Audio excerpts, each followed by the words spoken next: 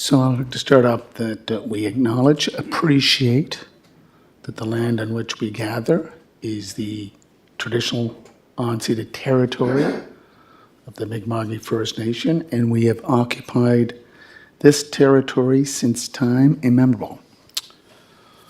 So, call to order. I want to welcome members from QP 830 and some of our residents from Charlottetown. Any declarations of conflict of interest? Councillor Beck.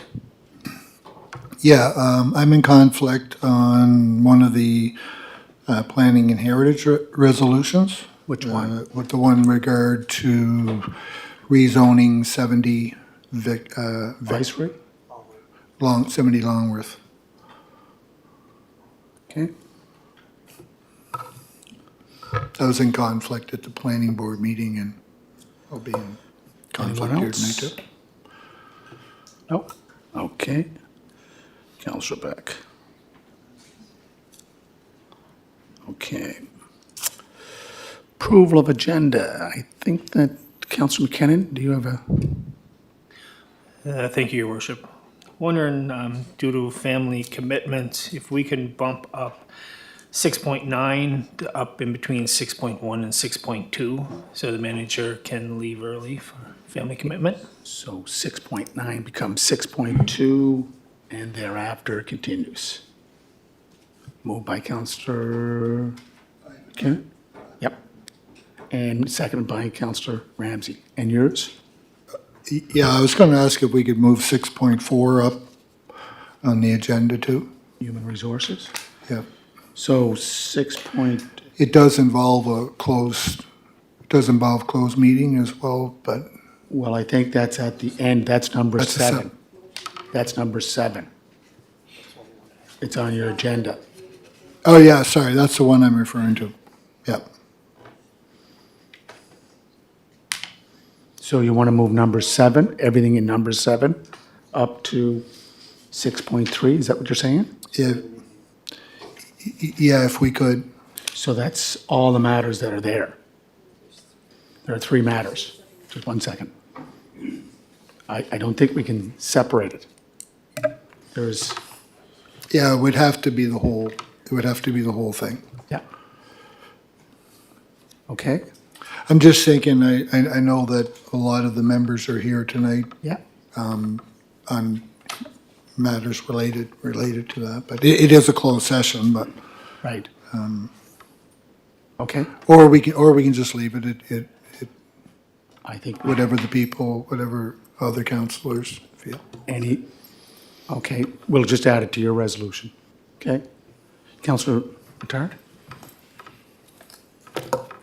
No, I think to give some context, we do have a large group here representing the union here this evening, and our agenda is chock-filled. We'll be here for 3 hours likely before we get to that agenda item. So I'll moving it up to.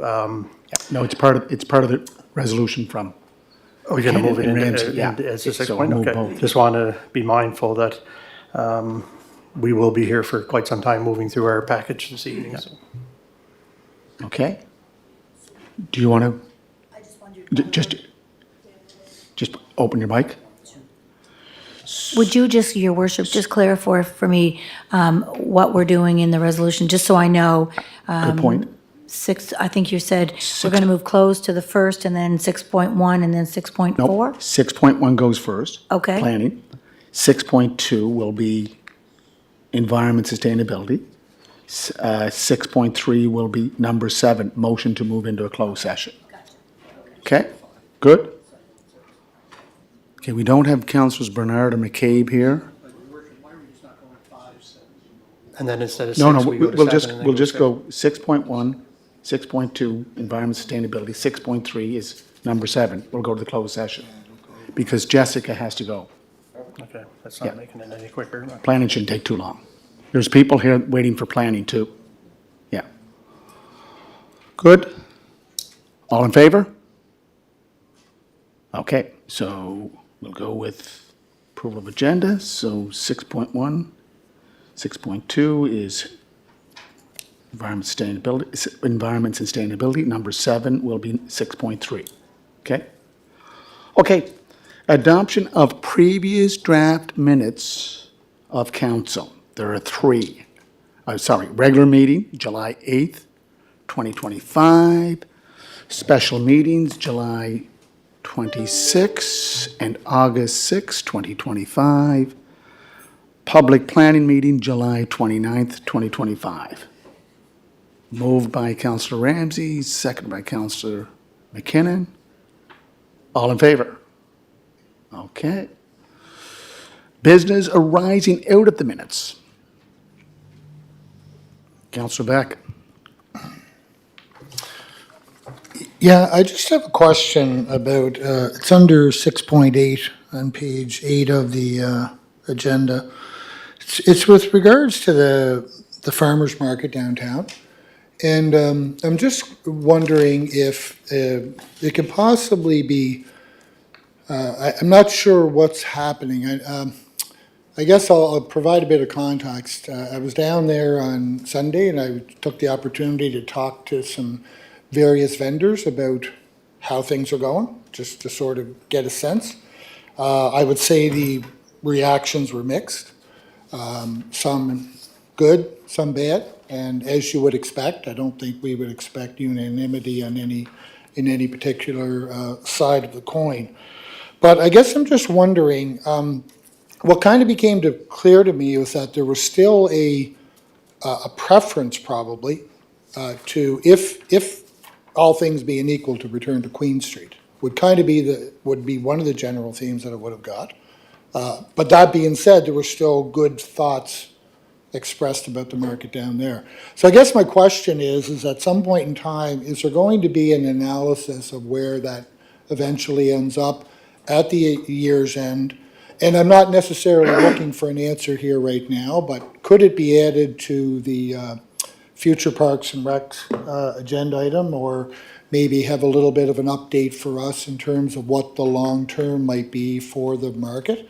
Whether it's going to stay in place. I think that would provide certainty for us, and I think it would provide certainty for the vendors in terms of knowing because I did ask that question of some of the vendors, and they didn't seem to know what was going to be going on post at the end of this year. So if that could be added to a future agenda item, I think that would be good information for us to know and for everyone to have. And again, I don't know what the long-term plans are, but I'd be interested in knowing. Thank you. Councillor Twill.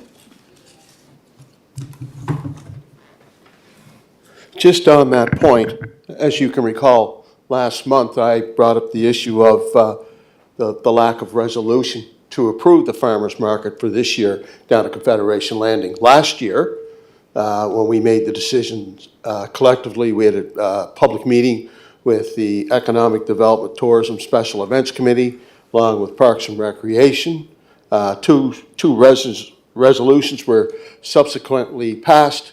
I asked last month where the resolution is to approve this year's farmers market down at Confederation Landing. So I'm awaiting for that document so that council can have that opportunity to discuss the merits of the farmers market down at Confederation Landing. To date, the farmers market has been there for several weeks, but council is yet to have any deliberations, any discussions, and vote on a resolution. Now, I made that quite clear last month, so still waiting to see when we're going to start that process. And I think what Councillor Beck said about, mixed reaction, I knew that last year. I talked to a number of the vendors. There was mixed reaction, and there's a lot to be said for having a pedway market on a street. You see them all over North America. I'm not so sure why we can't, deal with the challenges, the deficiencies, discrepancies, whatever you want to call it. But nonetheless, still waiting for that information because council makes the decisions. That's what happened last year. When council didn't make the decision, there was a lot of frustration with some of the vendors wondering who's making the decision. And then, council forced the issue, and then we voted on the two resolutions. So still waiting for that, those two documents to come to council, and and have that discussion. And to date, that has not happened. Was that brought up under economic development? Yes. It's not in the minutes. I'm just looking there right now on page, I think it's 6. Economic, tourism, cultural development, Councillor Bernard. I think it was brought up at a previous meeting of council. Previous meeting being That's what Councillor Beck may have been, June's meeting? he referenced it. Okay, well, we'll look into it. Okay. Okay, is that it? Any other business arising? Good? Good to move on? Okay. So I think we have David Gundrum there, and is Michael coming in also? You want to come up front there, David? So we're going to Planning and Heritage. You want to start there, Madam Chair? Deputy Mayor Yankoff. Thank you, Your Worship. Good evening, everybody. The Design Review, the Affordable Housing Advisory Committee, the Heritage Board, the Planning and Heritage Committee, and the Planning Board all met this previous month, and the draft minutes are in your package for your review. And for this evening, I have 7 resolutions and 1 first reading for you folks to consider. And just a few brief highlights, because I know we have a heavy agenda, so just reminding folks that we did pass our official plan resolution last month, and that currently is in the minister's office waiting for his ministerial sign-off. From there, then we'll move on to our zoning and development bylaw, where we're moving right along on that with our consultant and some of our community engagement we've already had, and it is still scheduled for completion by the end of 2025. Our e-permitting is still scheduled for completion by the end of 2025, and just a reminder that that work will provide some seamless data entry and interdepartmental review approval to streamline and expedite future development review. And again, our pre-approved housing design initiative is also scheduled for completion for the fall. And our heritage preservation bylaw RFP, you'll see, is in your package for this evening for your consideration. Other than that, the permits to date are in the back of your package, and I can do my best to answer any questions. So thank you very much. Councillor Twill. Last meeting, council passed the resolution to adopt the official plan. As a result of that adoption, which I didn't support at the time, we've had the developer that went public stating that he's requested a meeting with the minister responsible to sign off on the official plan, the Honorable Stephen Myers, who's responsible for housing and municipal affairs. I was under the understanding that the city was going to have representatives at that particular meeting. My first question is, did the city have a representative at that meeting? And secondly, I'm not sure if you can, but can anyone here give me a synopsis of what took place at the meeting regarding developers' perspective, rejecting the official plan, and what the status is in terms of, is the minister going to reject the official plan? Is there going to be, the intended strategy obviously doesn't work for some developers, so is there going to be an emerged strategy? Is there going to be some type of improvisation? So I'm just trying to get a sense as to where we're at, because things unfolded rather quickly, and I'm just looking for a status report. Thank you. Deputy Mayor Yankoff. Thank you for that, Councillor Twill. So the city, at this stage, has not had any meetings with the minister or developers or any other stakeholders that have the opportunity to write to the minister with any concerns, questions, positive or negative, before the minister signs off on the official plan. It's a very commonplace thing to take place when an official plan is going for ministerial review. It seems maybe a little bit odd, we think, because usually a minister would sign off on a document right away. But remember, this is our first time sending an official plan since 1999. So this is a big document. And anyone in the public has an opportunity to write to the minister's office asking for a review of any particular part of it. And to answer your question directly, Councillor Tweel, I'm not aware of any meetings that the city of Charlottetown has had with the minister or with developers, and I'm not aware of who attended, how it attended, or what the outcome was. That would be for those folks to tell their story. So, if CAO wants to add any to that, I'm more than happy to turn that over to him. Deputy, just before you do that. Yes. Could you just recount how many years we've been working on this plan and how many opportunities we had for public input through public consultation, meeting with developers? 2, 3? 2 years, 3 different rounds of community engagement sessions, which consisted of 4 meetings per each of the 3 rounds. We had developers, we've had stakeholder engagement, various user groups, residential impact. But again, it's one of those things that it's in our Planning Act that before the minister signs off on it, people can engage with prior to ministerial sign off. That is within, their rights to do that. So that's where we're at with it, and I don't have any other update from that. Thank you. Yep. CAO, Brad McConnell? Thank you, Your Worship. Just to answer Councillor Tweel's question, I'm not aware of any official invite that came to the city regarding that meeting from the province. Councillor Tweel, second question. Okay, so council makes a decision. It's sent down to the minister to sign off. And subsequently, there was a meeting that took place with developers. I'm not sure who was there. But nonetheless, a meeting had taken place.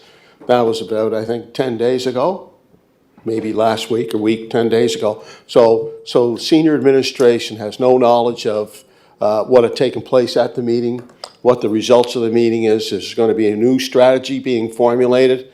Is there a new plan of action? Is the minister going to accept the results of the resolution that was passed by council? I've talked to residents in the community, and they're asking questions, and they want to know, who has the final say in terms of what's being recommended to the minister after council, as you pointed out, went through a process. There were meetings, and I would have liked to see more public meetings, but nonetheless, council made a decision. That's fine, but I'm just want to know where we're at now, because this has been made very public. There was an interview done with CBC, and the residents are now questioning, where are we in terms of the official plan that was sent to the minister. Some developers were not happy with the official plan, particularly in the 500 lots, the historical part of our city. And I'm just looking for an update, and more importantly, so are the residents. So that's why I asked the question. Can I just go to the deputy first, because it's her portfolio? Deputy? Thank you for that, Councillor Tweel, and I guess we'll await for, the minister will certainly be in touch, I'm sure, with the city if there's any steps or processes that he would like us to take. I mean, we followed everything that we were supposed to, so now it's in his hands to offer ministerial sign-off, but it's also in his hands should he give any further seek clarification or direction or discussion, then he will reach out to the city. But to date, we have not heard anything back from the minister. But I'm sure in time he will reach out to us should he need to, and then we'll be able to immediately give that input back to the residents of Charlottetown, because it's important for them to know what is happening. Thank you. CAO, do you want to wrap it up there? Thank you, Your Worship, and through to Councillor Tweel and the rest of council. I have been attempting to contact the minister's office just to get a follow-up from that meeting. He did return my call, but we've yet to connect on it. So there is communication happening to the minister's office regarding that meeting. And I'm sure as soon as you get that, you'll share it with council, right there, CAO? That's correct, Your Worship. Thank you. Okay. Do you wish to go with the first resolution? Do you want to read it there, CAO? And we have Michael Russ, Director of Integrated Growth, and Mr. David Gurnham, Manager of Planning and Development. Thank you, Your Worship. We have 7 resolutions under Planning and Heritage. The first one is moved by Deputy Mayor Alani Yankoff, seconded by Councillor Norman Beck.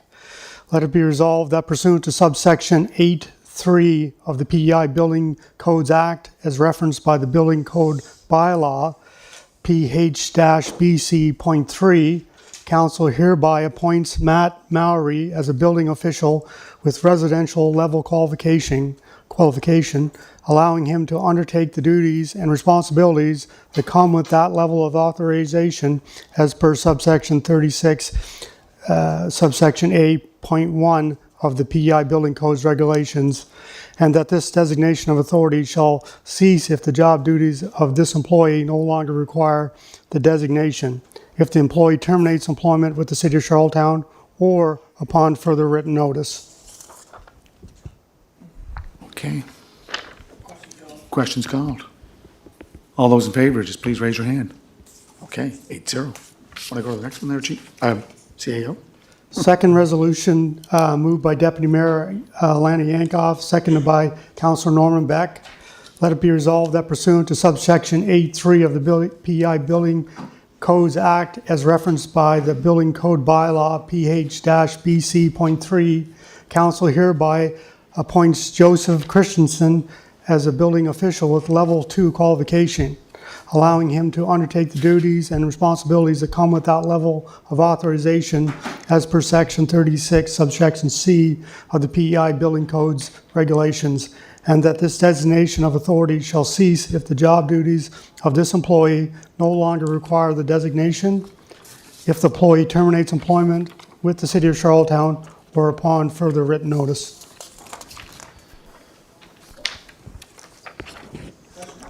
Okay. All those in favor? 8-0. Next one, sir. Resolution number 3, moved by Deputy Mayor Alani Just, Yankoff. excuse me there, Sorry. CAO. Just for the record, Councillor Beck has declared, we have to change that seconder.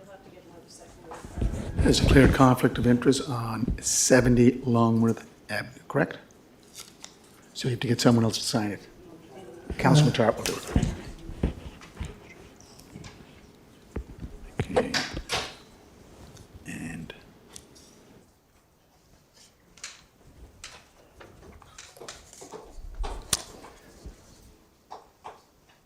Moved by Deputy Mayor Alani Yankoff and seconded by Council Justin McCart. Let it be resolved that the following major variance for the subject property identified as 70 Longworth Avenue, PID number 364364, to allow for a proposed 5-story, 38-unit apartment building having both surface level and underground parking be denied.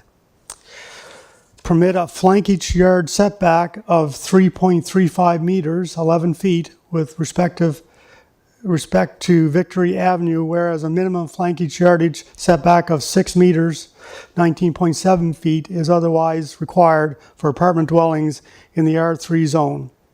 And to permit a minimum lot area of 74 square meters per apartment unit, whereas a minimum lot area of 140 square meters per unit is otherwise required for a corner lot in the R3 zone. okay, Deputy, you wish to speak to it first, Deputy, and then Councillor Duran, Councilman Tarp. Yeah, thank you. And I just wanted to speak quickly to this resolution. If anyone had tuned into our planning board meeting, it was a lot of really healthy discussion around it.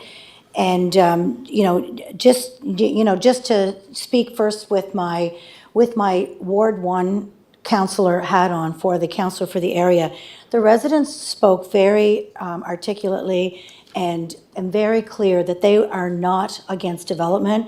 They're very, very much in favor of development, but felt that this was very aggressive and, double what was as of right for the area. And Planning Board felt the same thing. And I do think that this developer has lots of opportunity to bring back another plan, and as of right build, he's able to already be able to put in 19 units.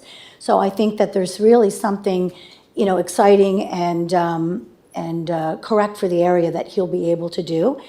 And to speak to the heritage component of it, at some point, if and when this developer decides to apply for a demolition permit, the heritage piece will take place at that time. The Heritage Department will make sure that there's no heritage preservation piece that they are unaware of at this time. So for that reason, I will most definitely be supporting the resolution from Planning Board to deny the application for the developer, and I encourage the developer to come back with something that I'm sure he will be able to still continue with a successful outcome down the road. So thank you. Councillor Drawn. Thank you, Mayor Brown, and thank you, Deputy Mayor, for your synopsis. I just don't understand, what's going on here. Here we have an educated manager, well-versed in all the planning issues of the day. He's recommending that we go with a deferral. Then it would go back to the city heritage planning staff and, discuss it further there. He also wants his staff to look into it. So he requests a deferral to give him time, give his staff time to look at this application. And you stated that your residents aren't against development. Well, here's an opportunity for these developers and staff and our manager and heritage to take it and go back and look at it again. And if they deem that something should be tweaked or changed, then they would come back to your department or your committee and discuss it further. But just to come up with a resolution and say, no, we're not doing that. We're going against what the manager says and what he requested as a deferral. And we're going to go ahead and just deny it flat out with no further investigation and what could come up above. Like, could they, lower the units and work with the developers? Here, every time we come to a meeting, we're forced or we're told that there is a shortage of housing in Charlottetown. A couple of young developers are saying, listen, let's get this land, let's develop it, we'll put some housing out there for everybody. But no, we say, no, we're not interested. Come back with something less. So, I urge council to look at this resolution, go with the guidance of our manager, and move ahead with a deferral of this resolution so they can give staff time to look at it and come up with some, something that might work with the neighborhood, work with the developers, work with the city. Just to say no, in my mind, is not prudent business, And if anybody else can say that it is, then just get up and say it. Thank you.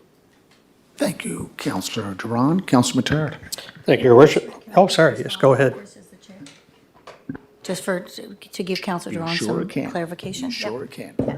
Thank you for that, Councillor Duran. And I just wanted to clear up just a couple of things. Nobody said no to development. The developer has a full ability to do an as-of-right build, and staff are recommending the heritage piece not to go back and discuss with the developer a smaller development. This is completely a heritage piece that will be captured when and if the developer chooses to apply for a demolition permit. So that aspect of it is going to be captured one way or the other. As for going back and discussing with the developer a smaller plan, that can still take place, but that had nothing to do with this application or with any suggestions. This was completely going to heritage to see whether or not there was any heritage aspect of this piece. And like I say, that will still be captured regardless if the developer decides to go and apply for a demolition permit. Thanks. Councillor Duran, can we just get Councillor Matard, come right back to you. You're right in the queue. I think they can go. No, just go. Just ask your question, please. That's all I'm asking. Jeez. Thank you, Your Worship, for that. I just lost my train of thought there now after that. I guess what I also represent the area which is impacting here with this potential development. And I had the opportunity to speak to many residents in the area. And there has been a lot of concern expressed with this type of development in that area. Things from increased density being one in that particular area, adding a lot of new pedestrian traffic, but also vehicle traffic in the area. This 38-unit apartment could bring anywhere from 38 to 50 plus new vehicles in the area.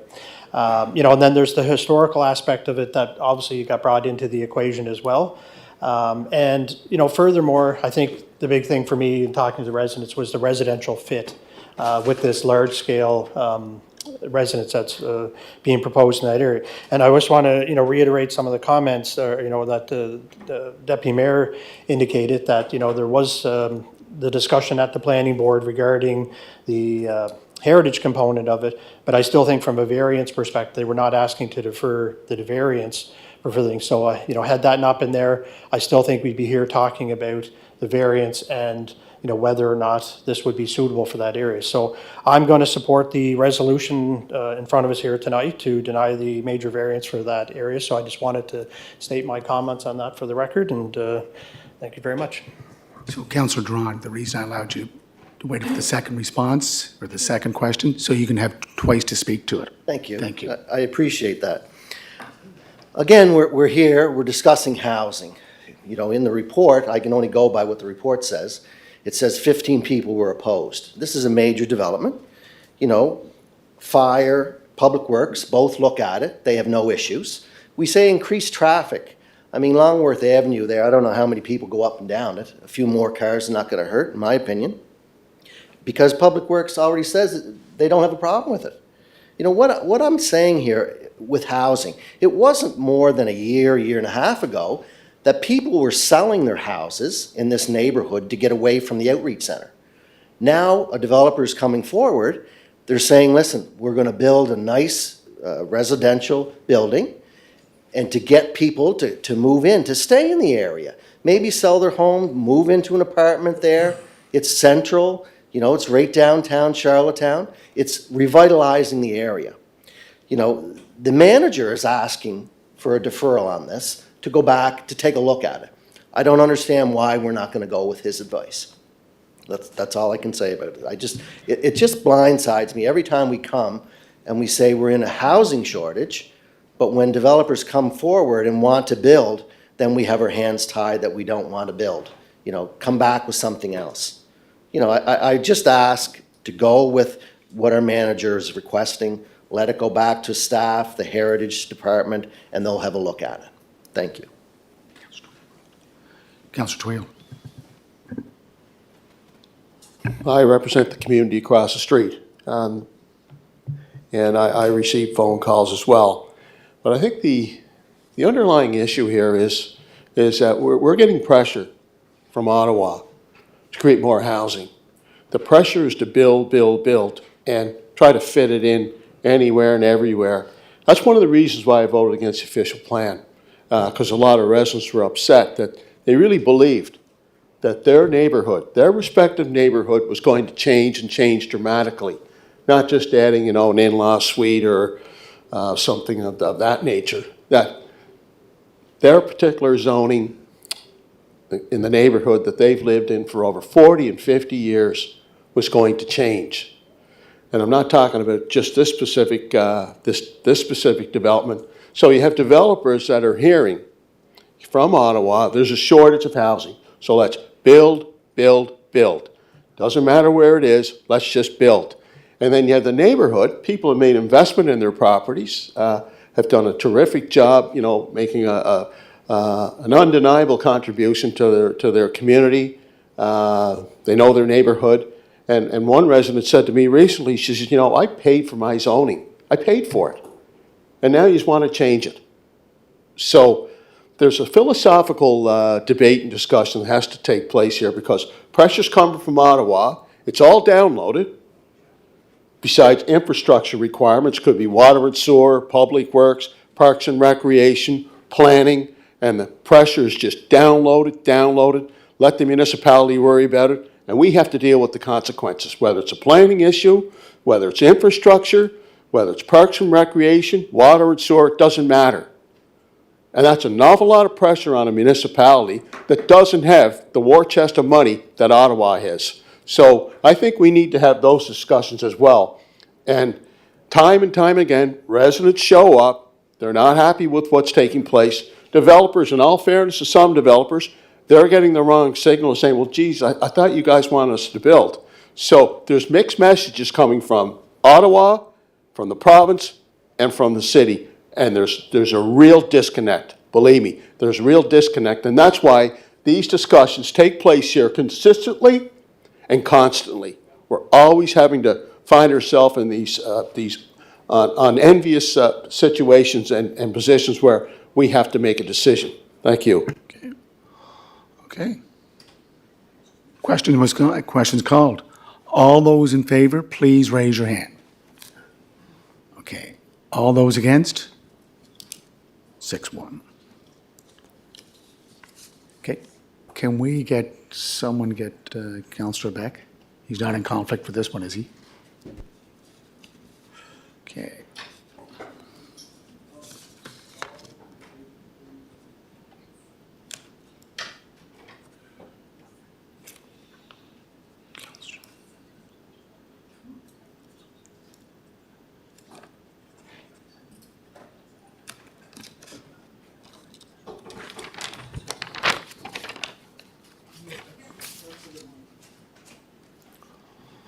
Okay.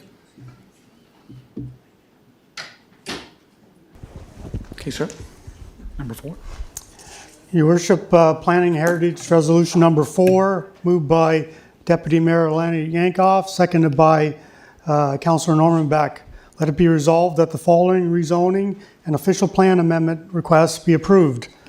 1, amend Appendix G, zoning map of the zoning and development bylaw from the low-density residential single R2S zone to the medium-density residential R3 zone for the subject properties identified as 16, 17, 28, and 29 on Evelyn Street and Violet Circle, PID number 778308.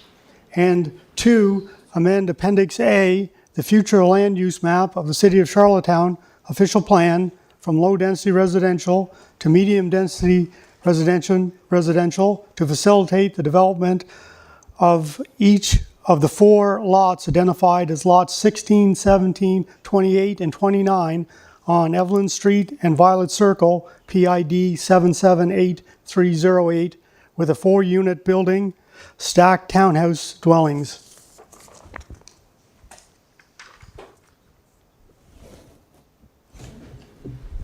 Question? Questions called. All those in favor? Okay. Next one, sir.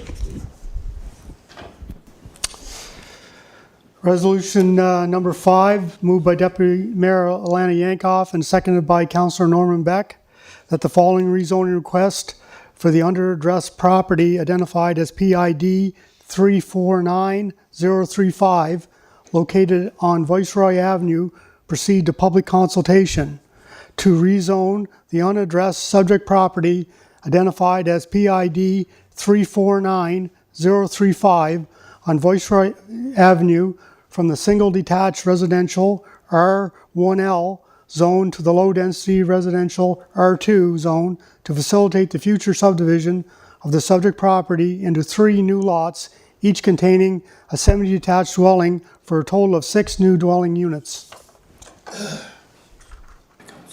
Councillor Twill. Chair, we had an opportunity to briefly discuss this particular resolution. So, last term, the residents rejected. Was it 2 duplexes?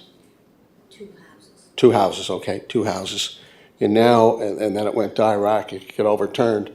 And now we're back here to ask to go to the public consultation process. Has anything changed? I know we're going to go to meet with the residents, but has anything changed in that particular community? with respect to any type of development across from West Kent School. From what I understand, it was pretty strong opposition the last time, and now this is even going to be more development. So just looking for just a bit of an update. Deputy? Thank you, Councillor Twill. That's a great question. Your question was, has anything changed?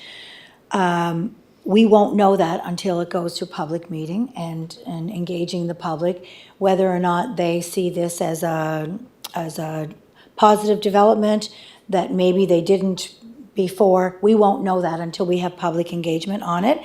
It is definitely a different application. It's a different applicant.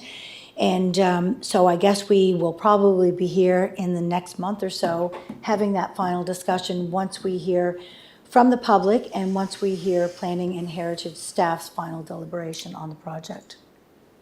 Councillor Beck? Yeah, I was going to say much the same thing. Following our planning board meeting, I did have the opportunity to reach out to some of the residents in the area just to make them aware that this was coming back. Of course, given the fact that it was a bit of a hot button issue in the past. But as the deputy mayor says, it is it's a different owner, it's a different application. I think what we have to do is we have to be fair to the process. In speaking with some of the residents, again, there was some mixed opinions on the project. And I wasn't seeking an answer, I was just having the discussions with them. So I think it's important in situations like this to allow the process to unfold, to have the opportunity for residents of the area to speak on the current application. And we can't deal with past issues, but we have a new application coming from a builder and looking to build it. So I think it's important that we go through, allow our professional staff to voice their opinion. We can take that information, we can look at it, analyze it, and then make a collective decision here. So I certainly support going to public consultation and hearing what people have to say. Thank you.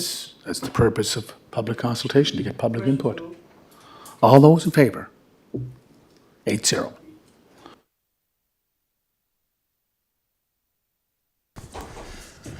Resolution number 6, your worship, moved by Deputy Mayor Lanny Yankoff, seconded by Councillor Norman Beck. Let it be resolved that the consolidation of primarily vacant and undeveloped lands identified as 161 through 167 Mount Everett Road, being PID numbers 390, 237, 566976, and 390260 be approved, subject to final PIN survey plan.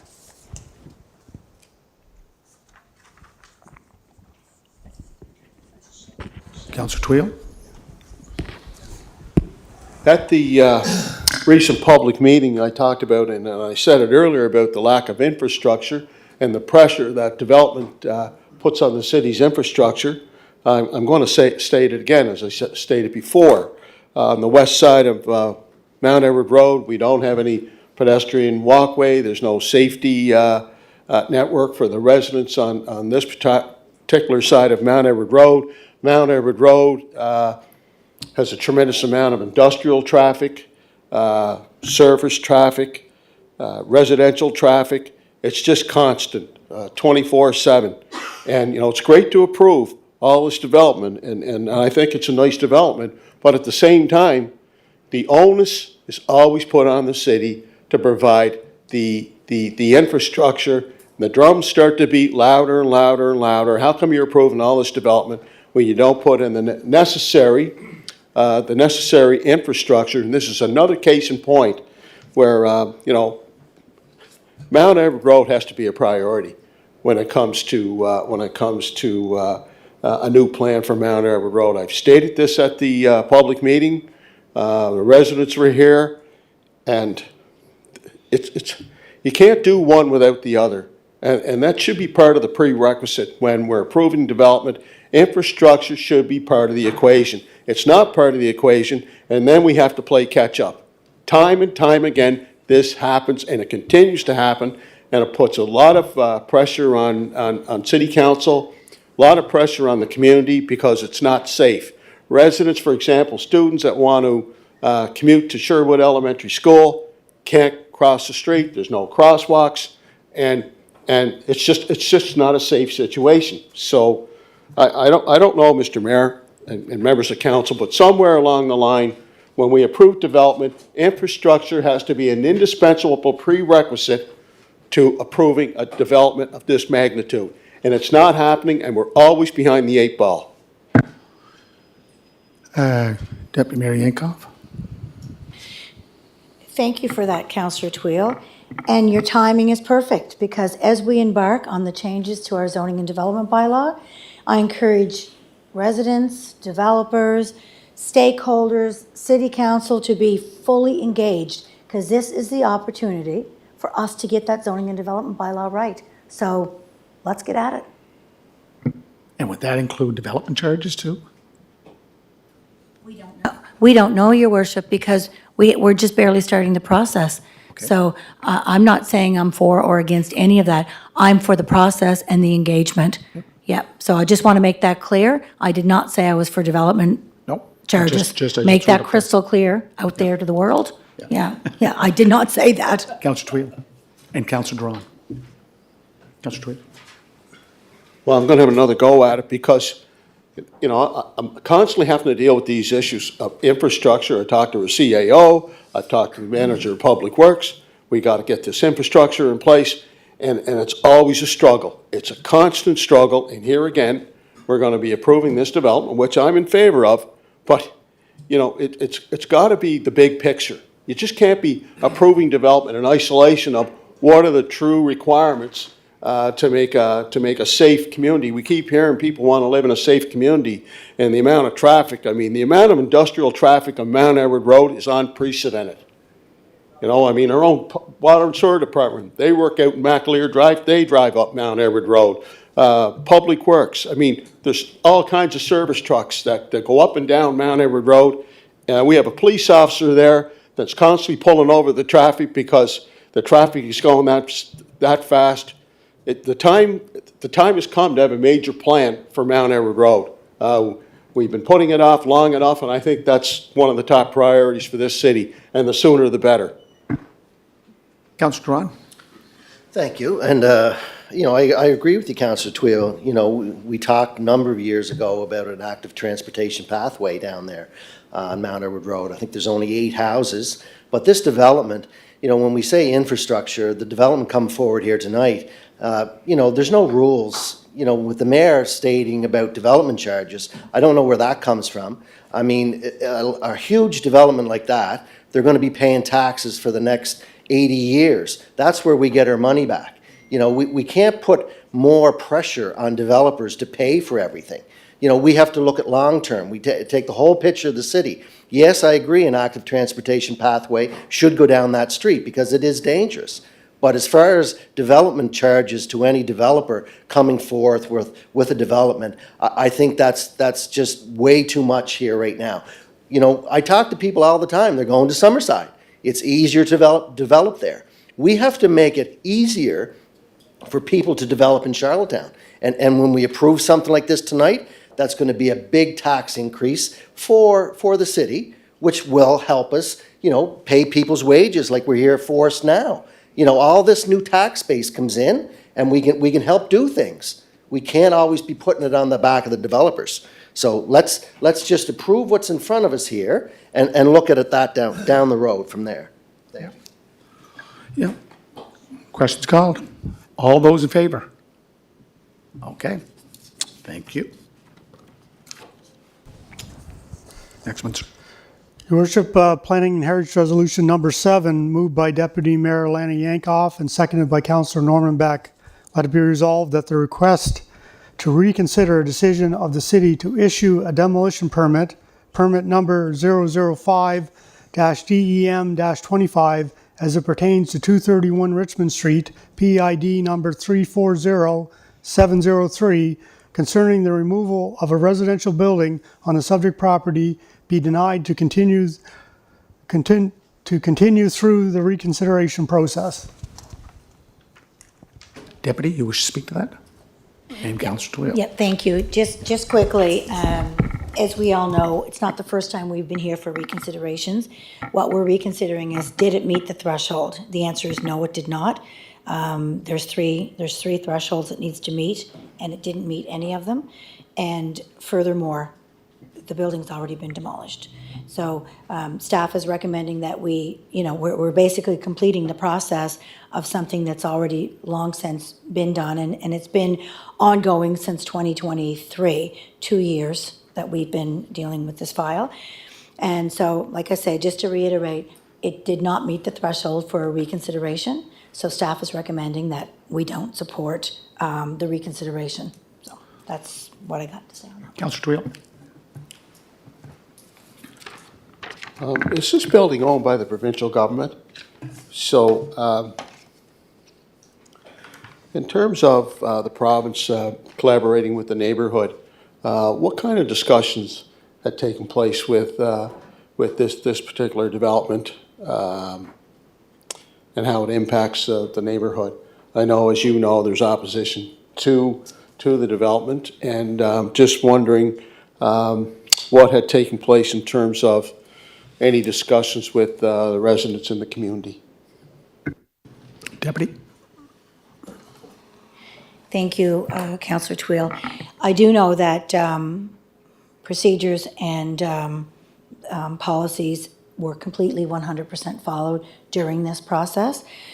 And, it's been going on for 2 years now, so my recollection, I'm trying to remember if the demolition permit even, I don't think it had to go through a public consultation. It's been so long since this process, but I can tell you that process was followed.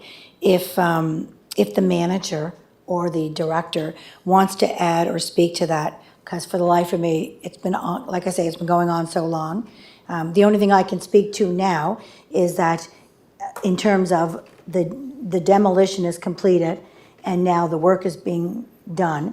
I mean, I do know right now the residents are frustrated because there's fencing on the sidewalk that's not supposed to be there, but that's a whole other issue that I've been working with staff to try and have that removed where it should be, because the folks are not able to get their garbage pickup because it's too far onto the road. But that's a whole other issue, unless you were speaking of that. But not to put our manager and director on the spot, if you can add anything to Councillor Twill's question about if process was followed in terms of residential input.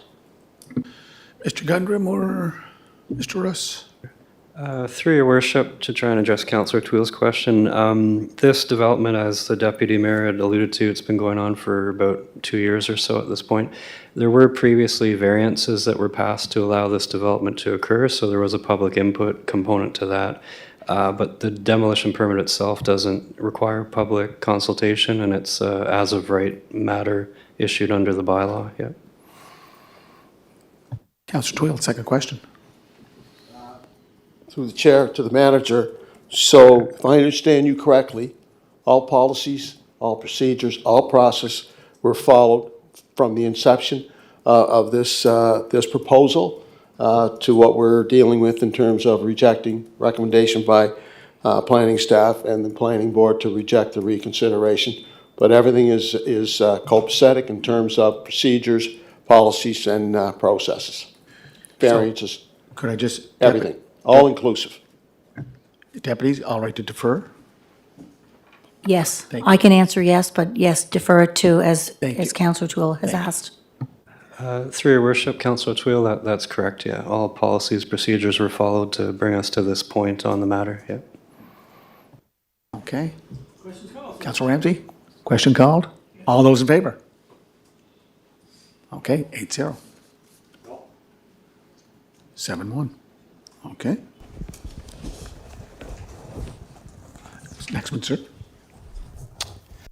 Your worship, City of Charlottetown Amendment, Official Plan PH-0PA.1 to adopt the Official Plan Amendment PH-0PA.1-052 that the land use identified as lots 16, 17, 28, and 29 on Violet Circle and Evelyn Street, PID number 778308, as shown on Appendix A, future land use map of the City of Charlottetown official plan, is designated as medium-density residential, hereby excluding if from its former designation of low-density residential.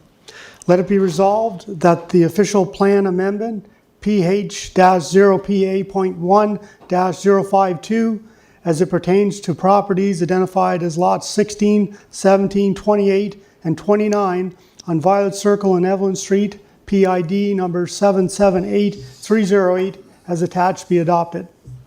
Moved by Deputy Mayor Lanny Yankoff and seconded by Councillor Nornbeck. So this is first reading. There is discussion permitted. So this is the OPA reading, so, and then there'll be the zoning development. Okay. No discussion on the OPA official plan? Usually, no. Oh, okay. Okay. Shall I carry? Anyone against? Okay, 8-0. Okay. Zoning and Development Bylaw, PHD-ZD.2101, to adopt a bylaw PH-ZD.2-101, a bylaw to amend the Zoning and Development Bylaw, to amend Appendix G of the zoning map of the Zoning and Development Bylaw from the low-density residential single R2S zone to the medium-density residential R3 zone for the 4 lots identified as lots 16, 17, 28, and 29 on Violet Circle and Evelyn Street, PID number 778308.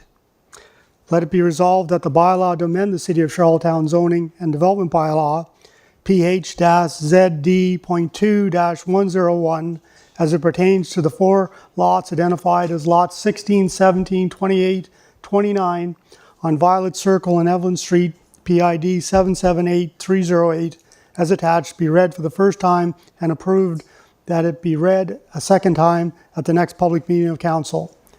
Moved by Deputy Mayor Lanny Yankoff and seconded by Councillor Norman Beck. Okay, so this is first reading of the zoning development bylaw. Any discussion? Any questions? Okay. Shall I carry? Anyone against? Okay. Do you have another one, or is that the only one?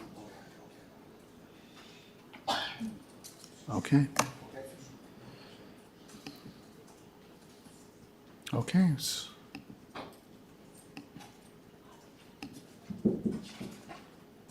Okay. That's it, Deputy? Thank you very much. Oh, just 1 second. Go ahead, please. I stand. was remiss in mentioning, and just to circle back quickly, I just wanted it, I thought it was important just to mention that in the minutes from our Heritage Board meeting, Sharon Larder, one of our resident members who's very active in that committee, was not at the meeting, and it said that she sent her regrets, but actually there was a clerical error and she hadn't been invited. So I know, she was frustrated, and I just wanted it, publicly put out there that it was not her intention to miss that meeting. So I just thought I should let you know that, and that we will fix that in the minutes. Duly noted. Thank you. Okay, next report, I'm going to ask Councillor McKinnon, do you wish to speak first? Go ahead.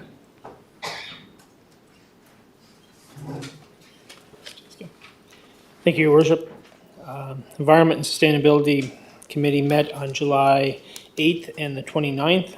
Minutes are included in your package.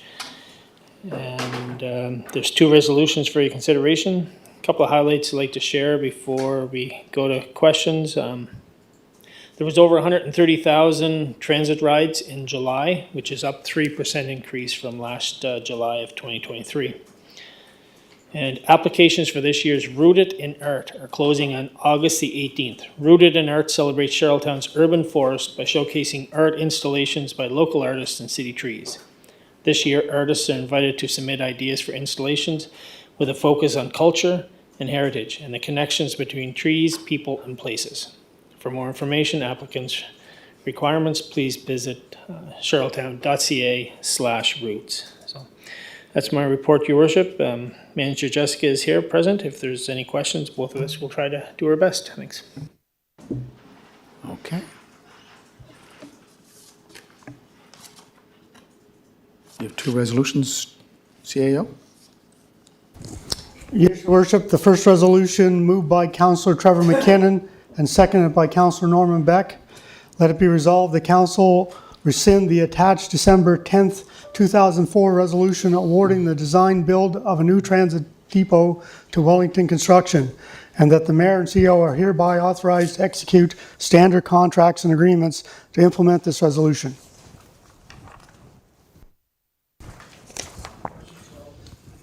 Questions called? Oh, did you wish, Councillor Drawn? Just 1 second, Councillor Drawn, hold on, sir. Thank you, sir. There's no monetary penalty in doing this, is there? I did ask that at the meeting. Trevor, do you want to, excuse me, Councillor McKinnon? Thank you, Your Worship. Councillor Duran, thank you for your question. No, that was discussed at our previous council meeting, and to our knowledge, there has been no mention of any monetary. There's nothing in the contract. If there's anything to add, Jessica? Through the chair, there are clauses in the city's request for proposals that says that we can withdraw from the project, and there was no PO issued and there was no contract signed, so we're not aware of any penalty. Thank you. Councillor Twill? Just to be a little more specific, I have a copy of the request for proposals criteria that is entrenched in any tender or any request for proposals, and under 2.3, cancellation. The request for proposals may be canceled in whole or in part without penalty when, in the opinion of the city, 1, there has been a substantial change in the requirements after the RFP has been issued. 2, information has received by the city after insurance issuance of the RFP that the city feels substantially alters the specific procurement. 3, there was insufficient competition in order to provide the level of service, quality of goods, or pricing required. 4, the city is in sole discretion and decides that there is any other sufficient justification to cancel the RFP. The City of Charlottetown may cancel this RFP, reject all proposals, or seek to acquire the subject of the RFP through a new RFP or by any means. In this particular case, staff come back and recommended that we change the location, or not change the location, put the brakes on the location of the transit depot on Mount Edward Road. I did have a chance to talk to the service provider, Mr. Mike Cassidy.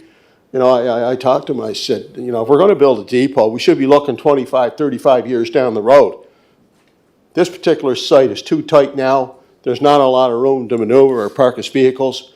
I really believe that when we're talking about a new facility, a new depot, I think Mr. Cassidy should be present when we have these discussions. I've said that before, I'll say it again. Nobody knows better about the functionality of the transit system, whether it be maintenance, whether it be parking of vehicles, picking up passengers, and I think this was the right move for the city. I support it at the committee level, and I commend the senior staff for having the courage to come back and make that, making that change. Thank you. Questions called? All those in favor? Against? Okay. Next one, sir. Your Worship, resolution number 2, moved by Councillor Trevor McKinnon and seconded by Councillor Norman Beck. Let it be resolved, the council approve the updates to the city's anti-idling policy, policy number P-ES-1, as outlined on the attached. And this is for city vehicles, but we're also looking at citywide at some point. Mr. Chair, is that right? Yeah, okay. Question called? Yes, sir. Yep, okay. All those in favor? 8-0. Against? Your worship, the resolution that was on the screen is different than the resolution that's in our package. There's numbers included in the one that's on the screen, but it's not in our package. I don't know if that makes a difference. Revision to quote the policy number. It wasn't Yep. put in the original resolution. It was provided to us. Okay. That's why you're city clerk. That's it? Okay. So I need a resolution, or a motion to move into a closed session as per section 119, subsection 1 of the Municipal Government Act of Prince Edward Island. 119, subsection 1D, human resource matters, including labor relations or employee negotiations. 119, subsection 1E, a matter still under consideration of which the council has not yet publicly announced a decision and about which discussion in public will likely prejudice a municipality's ability to carry out its negotiations. The 3 points are land property negotiations, city union matters, and 6-month CAO probation review. Councillor Twill, the resolution, okay, hold on, I need someone to move that. Moved by Councillor McKinnon, second by Councillor Beck. Councillor Twill. Just with respect to one of the items that you referenced about going behind closed doors to discuss negotiations, particularly with 830, local 830. I've been reading all the correspondence going back from the solicitors to representatives from 830, and it's a situation where, it just seems we're at a stalemate here. It's going back and forth and back and forth and back and forth, sometimes twice on a daily basis. Now, one of the requests from QP 830 was to have a meeting with City Council. They, I think, mentioned that 2 or 3 times. So I just want to bring that forward. I think it'd be healthy, whether it takes place this week or in the not too distant future, for information purposes, to have 830 come in and just make a presentation, again, all under the guise of information sharing, so that members of council can have an opportunity to ask questions, seek clarification, so that we're truly informed as to what's taking place and what's at stake here, whether it's wages or other matters that it's very important to the workforce in the water and sewer department. So I just wanted to make that request and put it on the public record, because I'm reading the emails and they did make that request at least 3 times. And actually, I think it's a good suggestion. Thank you. Okay. So, question called? Going to closed? Yes. Okay. All those in favor? Those against? Okay.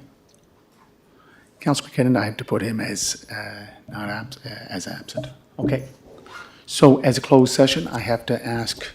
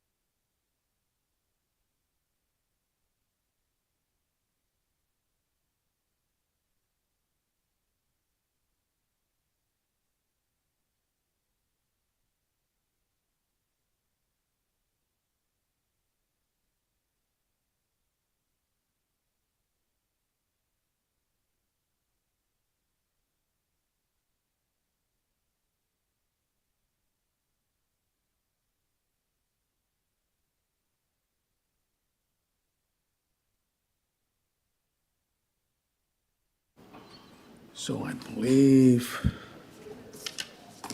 the next report is Finance, Audit, Tendering and Administration. Councillor McAleer.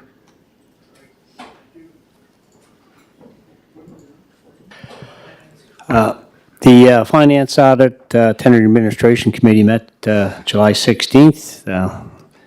Minutes and information is in your package. And then there's a July 21st, 2025 special meeting and August 6th, 2025 regular August meeting, and the draft minutes are included in the package. There's 3 resolutions for your consideration, and I'll do my best to answer any questions. And in addition, there's Director of Finance Manager Lane Pino is with us here this evening as well as usual. So, thank you. Any questions? Councillor Beck. Yeah, I just have a question about page 192. It's with regards to a request from Councillor Bernard to budget transfer of $1.5 million to complete the sidewalk work from the 2025 fiscal year.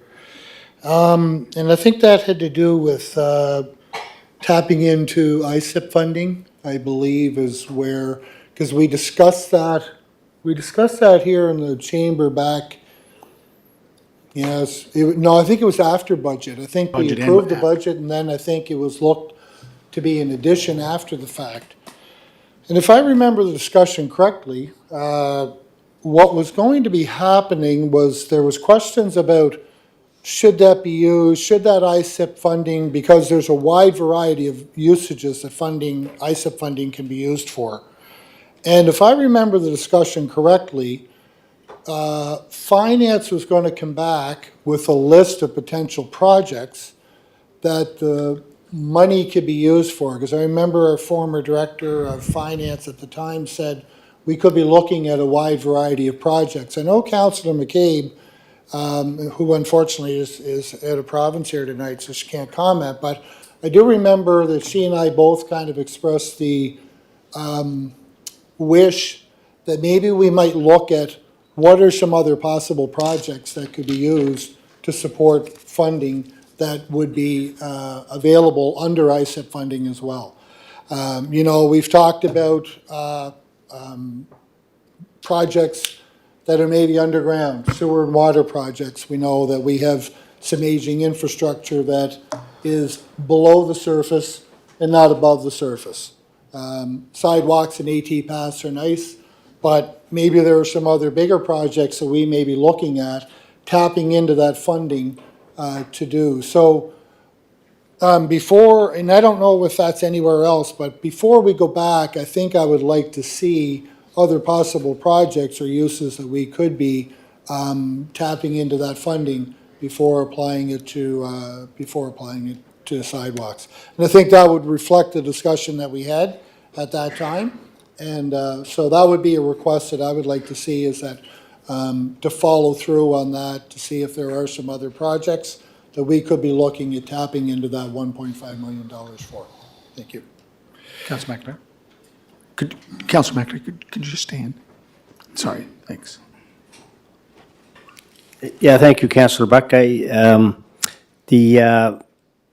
recollection I have on this is that the 1.5 million for the consideration of doing additional sidewalk work that never got done in the prior fiscal year was to be, and as we know, we passed the 2025-2026 budget, but the question did come up around this additional 1.5 for sidewalks, and the last recommendation, I think, where it was left was that if this sidewalk work of 1.5 additional was going to be complete itself, there would have to be an additional allowance of 1.5 increase in the capital budget, and that's kind of where that's left as it related to the other ISIP consideration. I'm not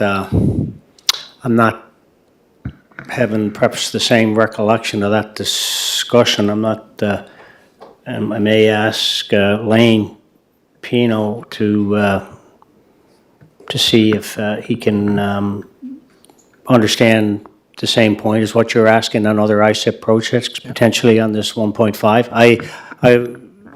Again, was all having to do with additional sidewalk work is what I was taking the 1.5 to be. Was it something that council was going to make an amendment to advance the sidewalk request? Mr. Pino? Thank you. Through to Councillor Beck. So I'll take back the question surrounding the ISIP.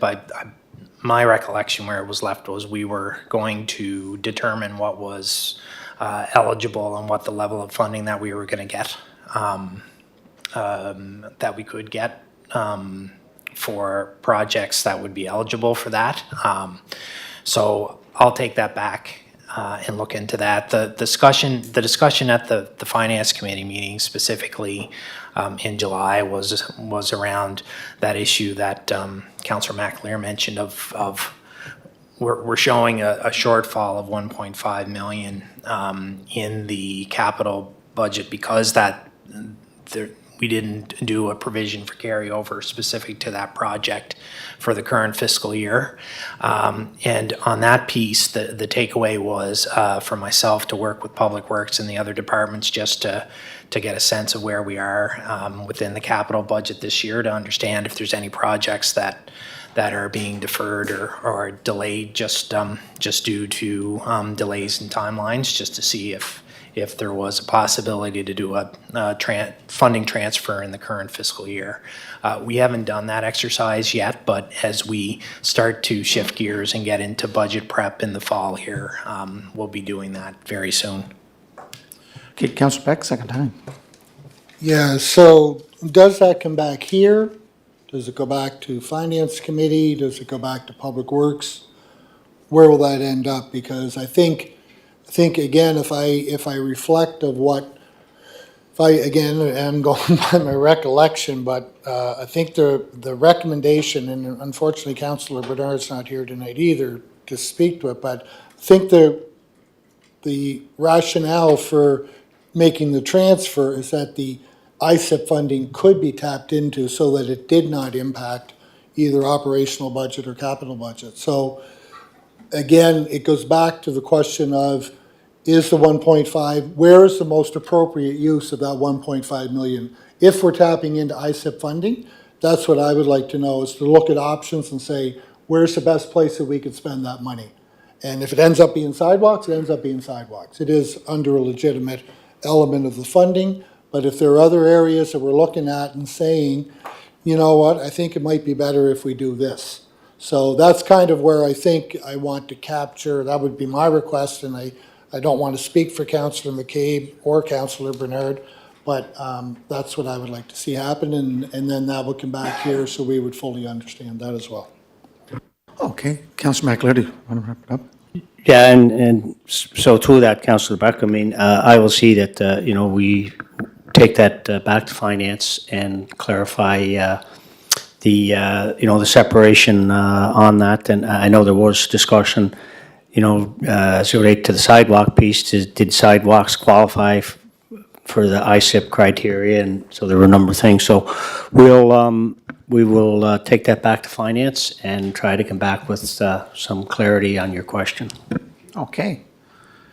Okay, CAO, do you want to read that first resolution? Oh, do you? Okay, go ahead. So if it's infrastructure like sidewalks, does that not go back to Public Works?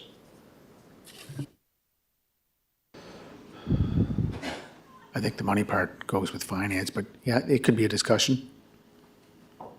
Okay. Yep. Do we need a motion to move on? Yeah, we do. It is at 8 o'clock there. You didn't remind me. No, that's your job. Okay, moved by Councillor McKinnon, second by Councillor Ramsey. All those in favor to extend the meeting? Okay, contrary? Okay. Okay, do you want to read that first resolution, please?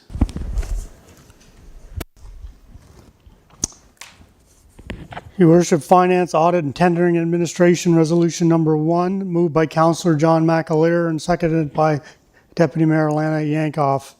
Let it be resolved, the council rescind Resolution Number 2024-COCR-0084 dated April 21st, 2024, stating that council approve the FCM funding, including a $4,760,740 loan with a 10-year term and grant of $714,110 towards the new net zero Brackley Point Road Depot, PID number 719591, and that the following resolution be approved. The council approve the SCM funding as follows. 1, the amount proposed to be bored will be $4,760,740. 2, that the City of Charlottetown confirms that this boring will not cause the city to exceed its debt limit. 3, the purpose of the loan is to cover a portion of the cost of constructing the Brackley building to a net zero standards, including energy-saving features, LED lighting, and geothermal heating, and solar panels. 4, that the proposed term of the loan is 120 months. 5, that the interest rate of the loan will be 4.30%. 6, that the City of Charlottetown will repay all obligation under the borrowing arrangement through operational budgets, which are supported by other financial arrangements, including operational and long-term financing facility which exists with other financial institutions. 7, that the City of Charlottetown agrees to repay all obligations under the borrowing arrangement with no additional specific security provided. And 8, that the City of Charlottetown will use property tax revenue and operational budget to repay the capital and interest owing. And that the council note that none of the terms and conditions of the agreement presented to council in April 2024 have changed. And further, that the mayor and CAO are hereby authorized to execute standard contracts and agreements to implement this resolution. Thank you, CAO. Brad?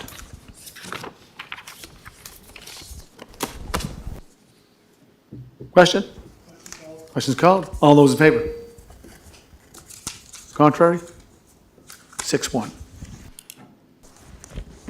No, 7-1, sorry. 7-1. Okay, go ahead. Resolution number 2, Your Worship, moved by Councillor John McAleer and seconded by Deputy Mayor Lana Yankoff. Resolved, the council approved the insurance renewal for July 1st, 2025, June 30th through June 30th, 2026, as presented by Cook Insurance / Marsh Canada in the amount of $1,164,488, and the mayor and CEO are hereby authorized to execute standard contracts and agreements to implement this resolution. Questions called? All those in favor? Opposed? 8-0. Another one? Resolution number 3, Your Worship, moved by Councillor John McAleer and seconded by Deputy Mayor Alana Yankoff. Let it be resolved that as per the request for proposals, RFP to review and update the Heritage Conservation Bylaw, aka the Heritage Preservation Bylaw, the submission amount of $150,000 plus HST from Intro Studio be accepted, and the council approves the following budget transfer as per the attached documentation. Planning and Heritage Department transfer $15,000 within the Planning Heritage operational budget, and that the mayor and CEO are hereby authorized to execute standard contracts and agreements to implement this resolution. Okay. Pretty standard. Councillor Twill. Question? Oh, yes. So to review the heritage bylaw, if I understand it correctly, we're gonna spend $150,000. Am I correct in that? $150,000 to review the heritage bylaw when we have professional staff in the Heritage and Planning Department. Our bylaw's been in place for a number of years, 3 and 4 decades. And it's a pretty good bylaw. I have to ask the question, what is the justification to spend $150,000 to review the heritage bylaw? Like, is there a significant process that's involved here? Like, are we,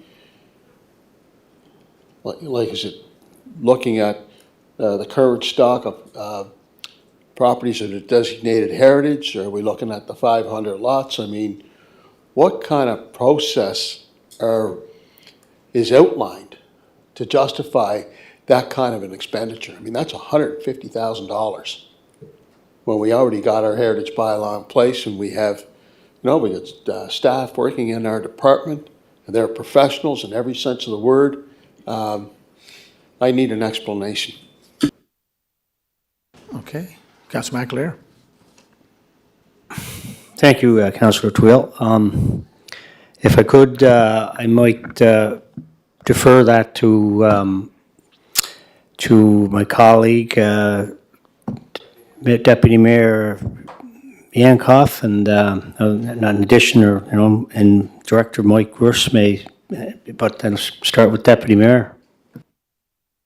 Deputy Mayor Yankoff.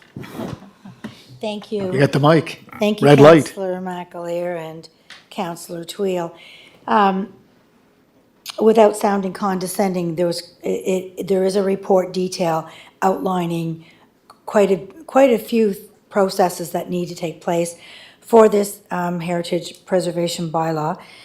And I know it's part of the, we're getting some funding through HAF to help with that as well. So although the cost is the 100,000, a good chunk of that is coming through HAF. It's also been quite a while since this bylaw has been reviewed, and I think it's really doing a justice to the community for them to have an opportunity to really have a really good look at how we can preserve our heritage in our downtown 500 lot area and any other areas within the city of Charlottetown. I'll turn it over to Director Mike if he wants to add anything else to that to help clarify things for Councillor Twill. Thank you. Mr. Russ. Thank you, Your Worship. Through you and the deputy, I guess I would just echo those comments on page 224 of the package. There is the report which outlines all the various steps included in the scope of this work, but I would just indicate, generally the purpose here is to do a review across all the different jurisdictions, make sure that we're having all the tools that we can have in our toolbox for heritage conservation, and make sure that our expectations are very clear for both investors in not only the 500 lot area, but all of our various heritage resources across the community. So you'll notice that we have also included heritage streetscape identification. So that's one particular issue that has been coming up over the last few years, and I think probably predates myself as well. So all of these items need to be addressed within the bylaw, and we need to make sure that we have the capacity to do so. And unfortunately, right now, we don't have the capacity to do all of these items and maintain our day-to-day operations. Councillor McAleer. Yeah, and I guess as I think about this, since Councillor Twill asked it too, I think too our 500 lot area probably can't be discounted in terms of, in my opinion, I'm a supporter of the 500 lot area and everything it represents in terms of what it does for the city in terms of its economic and tourism impact. So, but the continued pressure to develop and within that area too as well. So it is time to probably do a deep dive on this bylaw update, and it's going to take time and it's probably going to take some money. Thank you. Councillor Twill, second time. I'm not saying the exercise is not worthy. I guess what really intrigues me is that it's gonna cost taxpayers $150,000. You know, if you come back and you would have said, well, we're looking at 40, 50, I could buy it. But 150,000, and I know Mr. Rush says that, you know, we don't have the capacity here, you know, with our professional staff at City Hall. We just went through the official plan process. I mean, we hired a consultant there, paid them X number of dollars, not sure what the dollar amount is now, but now, $150,000 is a lot of money. We just went through the official plan, it's well documented, the official plan, the 500 lots. I mean, obviously, it must have been well documented because we had, you know, developers meet with the minister. They weren't happy with the official plan. So that tells me that, you know, that exercise seems to bear fruit, and whether you agree with the 500 lots or other historical amenities in our city, you know, that have that significance, I'm just at a loss. I know the criteria is outlined in the report. You know, again, if it was $40,000-$50,000, I could might go along with that in doing a jurisdictional scan. Of course, we're going to do a jurisdictional scan. That's what we seem to do with everything, regardless of what the department is. So, again, I just think that's a lot of money, $150,000, when a lot of that work was already done in the official plan process. There's going to be more work done with the zoning and development bylaw. And anyway, I'm just caught off guard with this kind of an expenditure, to be honest with you. Deputy, the director has something to add. I know we've been asked before by council to look at jurisdictional scans, so this is only part of the process. Michael? It's through your worship and the deputy again to Councillor Twill. Certainly appreciate where you're coming from on this. I would just also note that this is part of our Housing Accelerator Fund spending. So this is funded, this particular work is funded through that overall effort to streamline our regulatory framework, part of the official plan, the zoning bylaw, all these different projects that the team is trying to move forward. If we were to try and complete this work in-house, you know, I'm not saying that it would be impossible, but it's a question of what the timeline would be. So we know that our priorities are to try and complete the projects that we committed to completing under the Housing Accelerator Fund, which is the official plan, the zoning bylaw, and the pre-approved housing. So a piece of work like this, you know, could take the team, I don't think I'd be exaggerating when I say years to complete if we were to attempt to do it in-house versus bring in a consultant who actually specializes in this work and does this day in and day out. Okay. Question? Question's called. All those in favor? All those against? 7-2. Okay, is there another? 6-2. Is there another resolution? Is that it? Okay. 6-2 with Councillors Twill and Duran opposed. Okay, economic, tourism, cultural development. I believe, Councillor Ramsey, are you presenting it because Councillor Bernard is not here? Excuse me, yes, I am, Your Worship. Thank you for that. The Economic Development, Tourism and Culture Development did not meet, but we're meeting next Thursday, I believe, the 21st, and there are no resolutions for your consideration. I'm doing that on behalf of Councilor Bernard of the other province. Okay, good.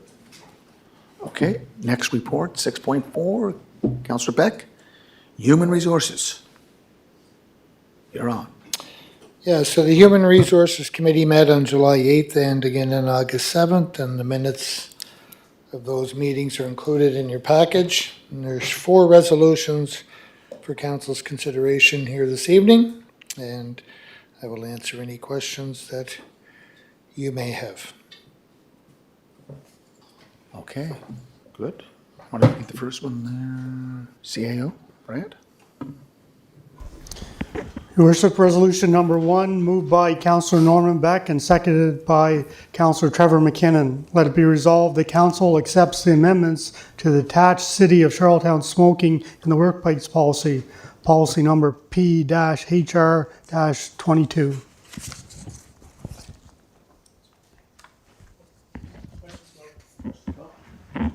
Questions called? All in favor? Okay, 8-0. Yes, sir. Resolution number 2, moved by Councillor Norman Beck and seconded by Councillor Trevor McKinnon. Let it be resolved, the council accepts the amendments to the attached City of Charlottetown safe handling of sharps policy, policy number P-HR-10. Questions called? All those in favor? Okay. Next one, sir. Resolution number 3, moved by Councillor Norman Beck and seconded by Councillor Trevor McKinnon. Let it be resolved, the council approves the attached updated Heritage Officer job description and the proposed conversion of the position from part-time to full-time. Question? Okay. All those in favor? 8-0. Resolution number 4, Your Worship, moved by Councillor Norman Beck and seconded by Councillor Trevor McKinnon. Let it be resolved, the council approves the attached Assistant Manager of Finance job description and creation of the new permanent position. Okay. Councillor Robert Duran. Thank you, Mayor Brown. I'm just wondering, was this talked about in budget time? Is this did this just come up now and we're approving this, or was this in budget time, we approved it at that time? Thank you. Councillor Beck. Yeah, great question, Councillor Duran. This is really a mid-season adjustment, I think, due to some vacancies that exist within, correct me if I'm wrong, Lane, but we're looking at redeploying some of the personnel that we have. Lane has moved into a new position. So we're looking to kind of create a new position that we feel would best serve the department. And the creation of this position is sort of what we would do.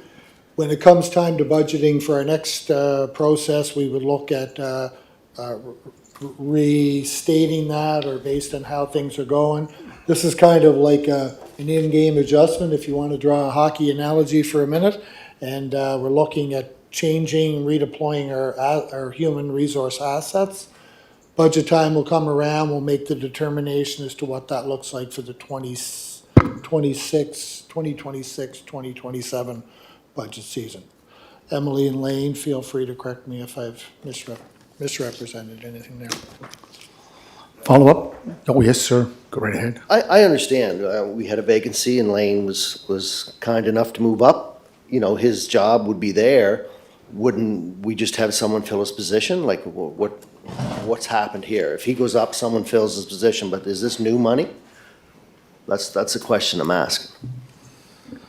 Councillor Beck, do you want to defer it? I'll defer to Lane on that. If I have an answer, but I'll defer it on to him. Mr. Pino. Thank you. So through to Councillor Duran. So what this position relates to specifically is tied to the senior finance officer role, which was previously Stephen Burke, who had resigned from the city to take on opportunities outside of in the private sector. So what this is doing basically is taking that role. It's adding more responsibility to it. In my review of the requirements for our division in terms of supporting the city now and the growth and the work that we need to do to strengthen the internal processes and financial reporting and analysis, we identified that this assistant manager role would be an appropriate fit. It would provide further support with regards to performance management and direction with the rest of my team, with my division, and obviously work very closely with me in terms of meeting the financial budget reporting requirements all of that associated with the role of our division.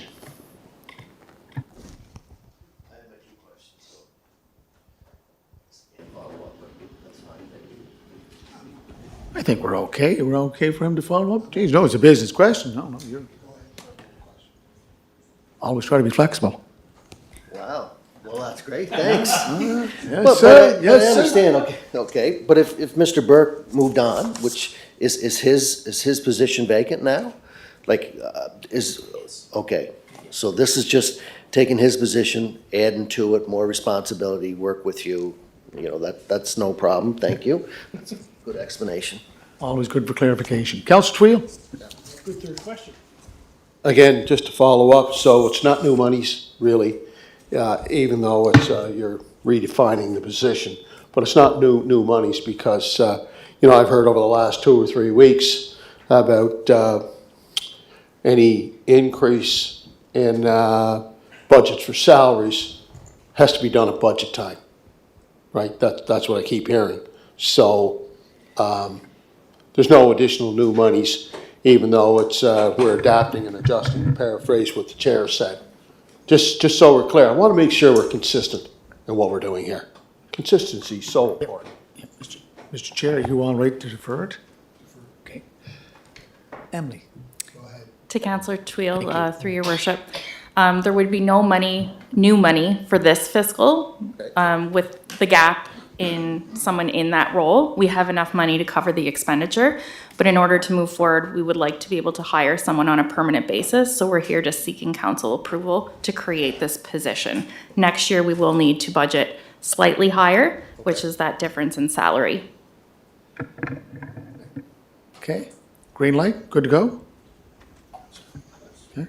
All in favor? Contrary? Okay, 8-0. Is that it there, Councillor? Okay. Next report is from Strategic Priorities, Communications and Intergovernment Cooperation. Councillor Justin Mattard. Thank you, Your Worship. The Strategic Priorities Communication Intergovernmental Cooperation Committee met on July 24th, and the draft minutes are in your package. There are 3 resolutions for your consideration this evening, along with the first reading to amend the procedural bylaw. Any questions? I'll be happy to address them. Thank you. Okay. Okay, Councillor Twill, do you want to get a question of the report? Okay, go right ahead.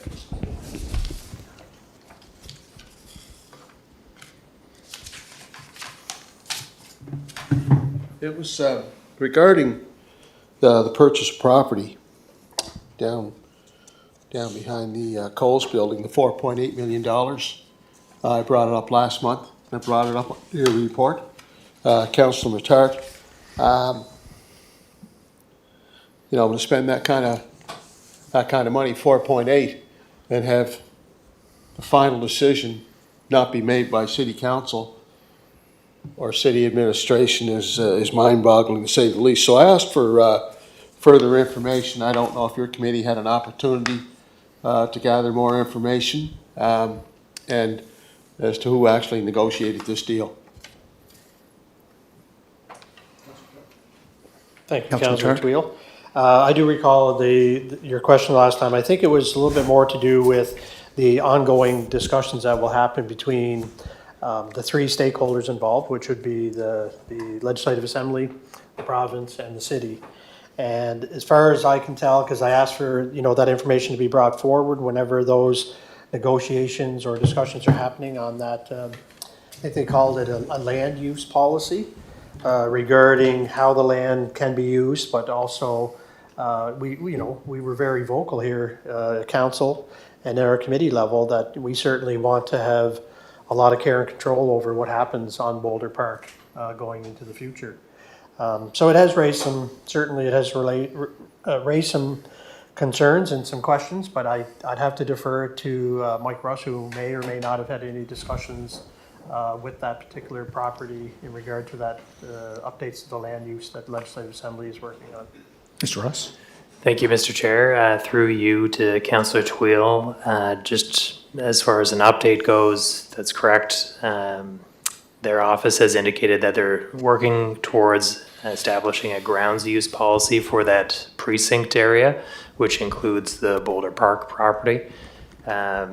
We have made the request of them that, the city has an interest in participating in the development of that policy as a key stakeholder, and we're looking for further guidance from them on when and how that process will unfold. So we're waiting for additional information at this time, and we'll certainly bring forward an update once we receive a reply.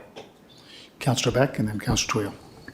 I'm okay if Councillor Twill has another Well, no, question if you about just this. forward- I'm It's just a trying- different question, it's Yeah, a that's different all topic. Yeah, we'll come back to it. Okay. Just trying to keep moving here, guys. I just have a question about Councillor Mattard on page 270 with regards to the patio bylaw update. Am I correct in, currently it was talking about the cap currently being at 46? And then in the next bullet, it talked about the council will make determination on whether reduced, increased, or removed.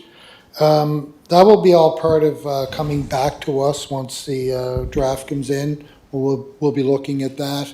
And I'm also have a question about how do we determine who gets them after 3 years? Are they automatically renewed? Is it open for new businesses to get them, that sort of thing? Will that all be determined at a later time when we come back for further discussion? We'll have a second opportunity to look at that. Am I reading that and understanding that correctly? Councillor Mattard? Thank you, Councillor Beck. So as you know, a lot of these bylaws are being updated through my committee. However, they're with various different departments, so I can't speak directly to each of those. So in just sitting beside the deputy here, who obviously chairs where that comes from, she indicated that the answer to that is yes, that you will be able to, those will be back up for review, will they not, Councillor Hancock? So I can defer to her. She can answer, if I didn't answer your question for her, or she can do that. You wish to, is it okay? You want to?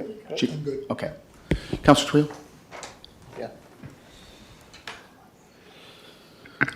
Well, to be quite honest with everyone here, I think we should have had that revelation as to what the prerequisites was going to be about, decision-making process. To go out and spend $4.8 million to find out at a later date that we don't have the final decision, regardless of whether it's land use or whatever the case may be, I would think if we're going to make that, that kind of an investment into a property, and people have questioned council's decision on purchasing that property, but I'm at a loss as to why we would, enter into some kind of an agreement. Like, to be perfectly honest, we should have known that beforehand, Mr. Mayor. We should have been told that. You knew about it, but the rest of us didn't. You knew about it. No, I did not know. Did you not know about what? Where did you about get that? decision? No, but where About did you? that decision? No, I did not know that, Councillor Twill. Why would you said make that last statement? month. You said that last month. No, I did not say that, make that statement. I did not know about any of this talk about by the Legislative Assembly. We only found out through a correspondence. But why would you accuse me of that? I said. In a public meeting. You said you knew about it. No, I did not know about it. I stand to No. be corrected, but you said that. No. Well, Why anyway, would I say I knew nonetheless, something that I didn't know? Nonetheless, no, you admitted that at the last council meeting. Well, we'll check the minutes. Okay, check the minutes. Anyway, $4.8 million is a lot of money for the council to find out later that we don't have the final say and that it's not the city council's decision. I mean, I don't know how we ended up into this kind of a scenario. It's simply amazing, and I think that probably if we would have been told beforehand, the decision might have been different. Just want to reiterate, Philip Brown did not know anything about the conditions, nothing. But I do want to ask one question, Councillor Mattard, page 269, I raised it earlier and Councillor Drawn noted, on number 9 for priority bylaw status report, it says capital recovery. That capital recovery is, I believe, development charges, correct? That's where it came from, Councillor Drawn. So thank you, Your Worship. So yes, thanks for pointing that out. As you know, in our committee meeting, I brought that forward as it is something that keeps showing up on the list, and we were speaking with Melanie at the time and indicated to her that that is not something that a decision has been made. We haven't even really had any real wholesome discussion on that. I think to kind of alleviate the concerns around this continually to show up is we just request to have it removed completely until such a time when it even becomes an issue, if it ever does become an issue.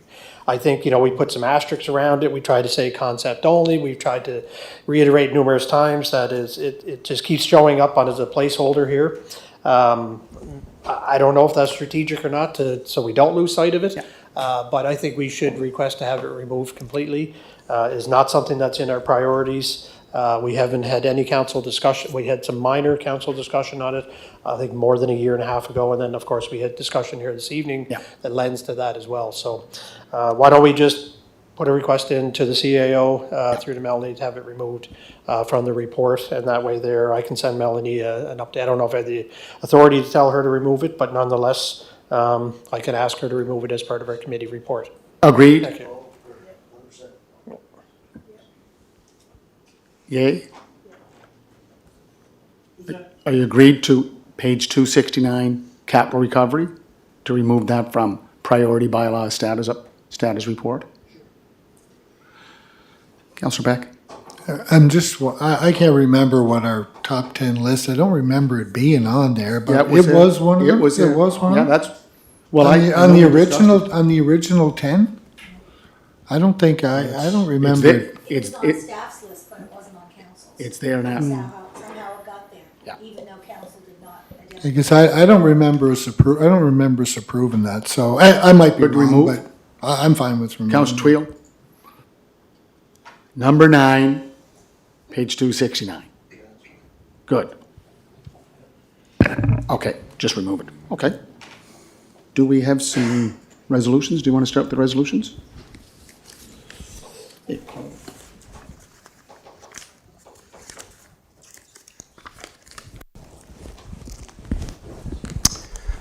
Yes, Your Worship, resolution number 1, moved by Councillor Justin Matart, seconded by Deputy Mayor Alana Yankoff. Let it be resolved that council approve the award of the Vehicle Manager 7.1 servers RFQ to CW Canada in the amount of $104,929.50 plus all applicable taxes, and that the mayor and the CEO are hereby authorized to execute standard contracts and agreements to implement this resolution. Questions called? All those in favor? 8-0. Resolution number 2, moved by Councillor Justin Matart and seconded by Deputy Mayor Alana Yankoff. Let it be resolved the council adopt the attached bylaw development policy number P-ADMIN-04. Questions called? All those in favor? Okay, 8-0. Third resolution, Your Worship, moved by Councillor Justin Matart, seconded by Deputy Mayor Alana Yankoff. Let it be resolved the council adopt the attached protocol policy number P-ADMIN-05. Okay. A quick question, and Deputy? It's not really a question, it's just a comment that I'm definitely in support of this policy. But I just wanted to note that back in the day when we had our very first tourism and protocol officer, she had established a policy that may not have been approved by council, but there was a policy. So although, this one is going to be adopted through council, I just wanted to note that, that work had been done, just never been ratified through council before, that's all. Thank you. Councillor Beck? Yeah, I just have a couple of questions I'm just looking for clarification on. Under 6.2 on page 285, it was talking about freedom of the city. And that would have been like we just did recently when Prince Edward visited, correct? But it says this honor is granted at the discretion of the office of the mayor to a military unit that has enjoyed a long relationship. When it says office of the mayor, that means mayor and council? Because Yes. we voted on that. It Remember, is- we voted before going out and doing that, correct? So does that Yes. still remain? Yes, it does. Correct me if I'm wrong, CAO, do you want to add to it?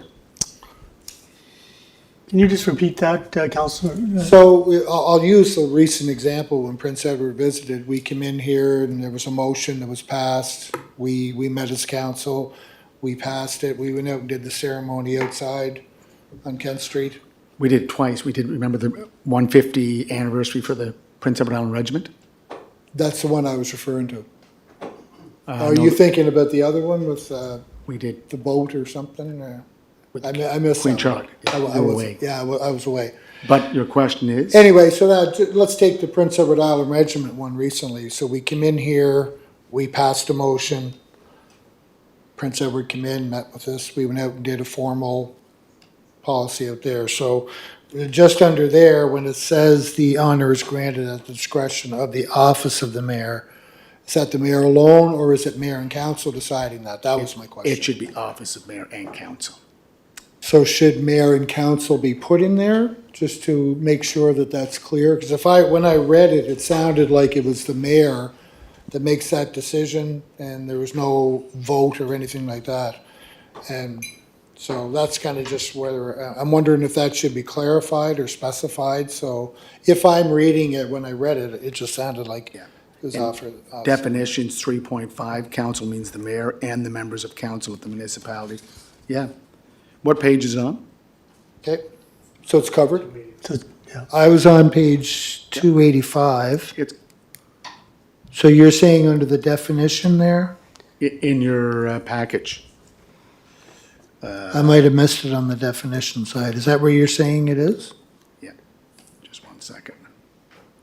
So go back to 3 point, 6.3, I think.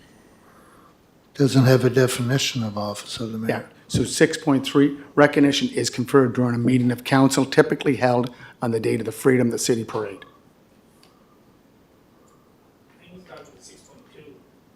Yeah, I know. Yeah, I was talking about 6.2, so the recognition is conferred. But those subsections are under the same section, 6.0, which is Freedom of the City. Okay, Yeah. go Thank ahead. you.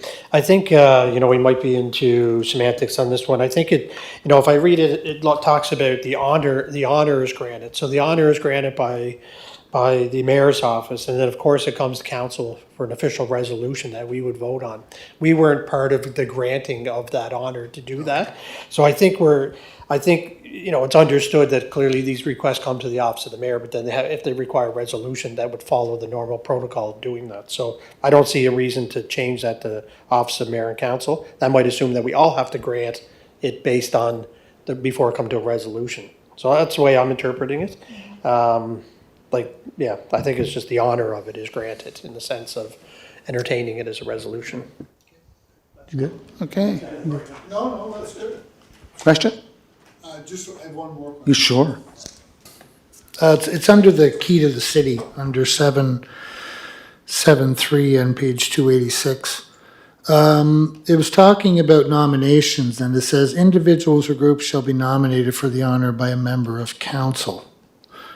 Can members of the public, does it have to go through a member of council, or does it have, it can't be just a nomination that comes in from the general public? Just seeking clarification on that.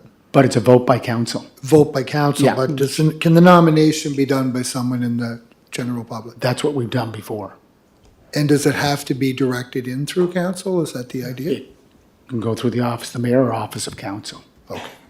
Okay, Yeah. thank you. Good. Red light, questions called. All those in favor? Okay, 8-0. Yes, sir.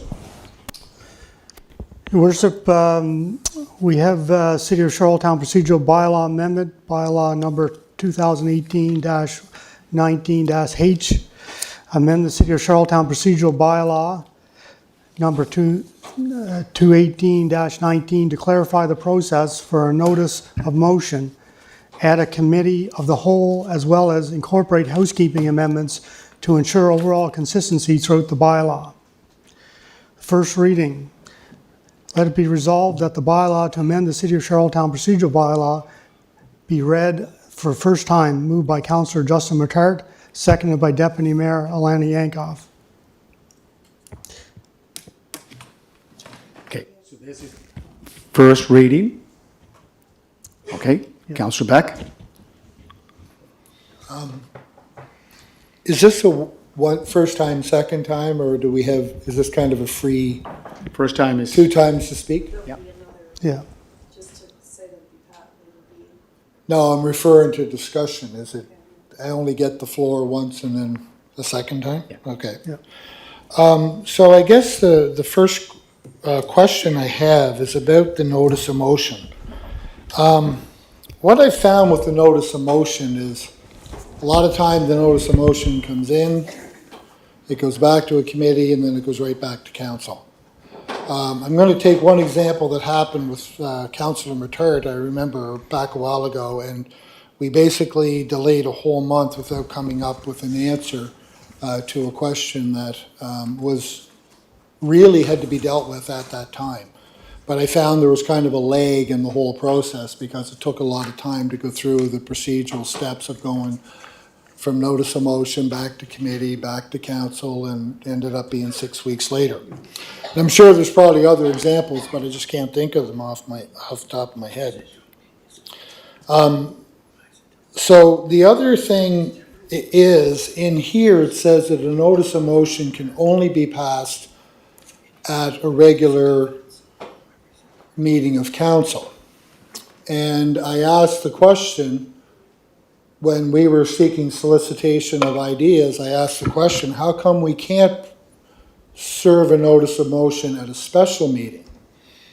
And the answer that I got back was that regular meeting is the most appropriate venue. But I don't fully understand why we can't add them at notice add them at the special, because all you're doing is giving notice. So I think what it would do is it would help expedite the process. It would allow us to get at addressing the question that is being sought in the notice of motion, as opposed to waiting for a regular meeting a whole month. We could do it on a bi-weekly basis.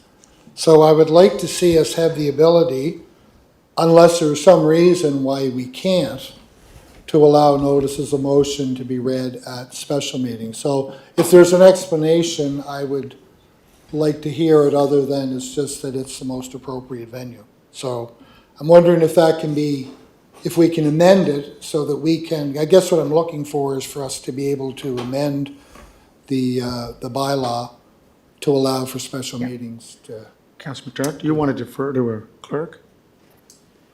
Or do you want to answer it? I don't have an answer for that, so I'll have to defer to someone who might have the answer. Do you have an answer? Because I know I've referred to you before, Tracy, on this kind of an issue and others related to it. No, other than what we provided initially, that the regular meeting of council is the most appropriate. Just hearing from council in the past regarding special meetings and having all these items on a special meeting and overloading it. But other than that, that's all I can reference. Councillor Beck? This is still speaking to this one, right? I have something else that I wanted to talk about after. Okay. But I think what I'm looking for is just the ability to issue the notice of motion. So we can issue it at, like, there's 3 notice of motions here tonight. Mm-hmm. What I'd like to do is to see us have the ability to announce a notice of motion at a special meeting, not deal with it, not spend any time on it, but just say we are going to issue a notice of motion. Yeah, but a notice of motion, there's no debate on it. It's just a notice. I know. Sorry to interrupt. I think, I'd have to bring it up, but I think also the Municipal Government Act also just references the regular meeting of council. I would have to look at that, though. Get legal here too? Yeah. Special meetings in the past were when things were pushed through. But now we're a very open, transparent process. and I think, As we allow it. I think just on that note, there's no recognition of special meetings in the, I don't think there's even a record, or a special meeting can be called, but there's no parameters around that. I think in the MGA, it just says special meetings can be called at the discretion of the mayor. but it's what's on the agenda too, correct? Tracy, is that what you're?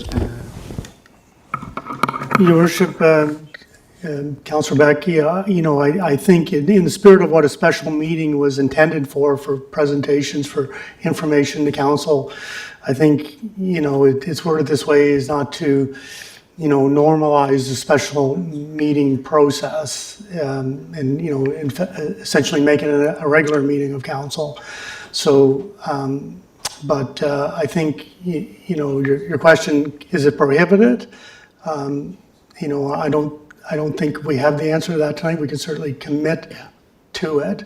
But I know the intention of why it's worded this way is to not erode what a special meeting was intended for, and to keep regular council business in a regular council night. So that's the best I can do. Yeah, well said. I think our special meetings Yeah. have become normalized because. Well, no, but that's in the discussions we have. A regular means regular. You got another point? Yeah, I do. Okay, you're standing up then, so you might as well just keep going. So it's under section 14. Okay. What is it? Oh. Is it electronic participation in meetings? Yes. Section 14, page 303, 303. 303, thank you. So back when I was chair of strategic priorities, I had received inquiries from residents about electronic participation in meetings or remote attendance, whatever term we want to call.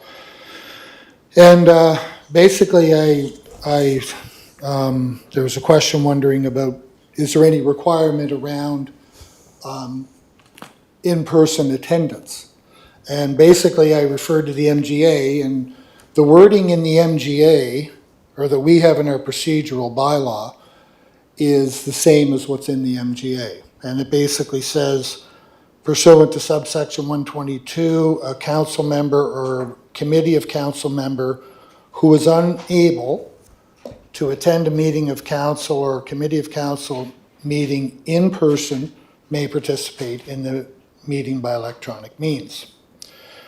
So basically, there was nothing additional that was in the bylaw that said, basically, if councillor is unable to attend, they just say, I can't attend, and I don't go.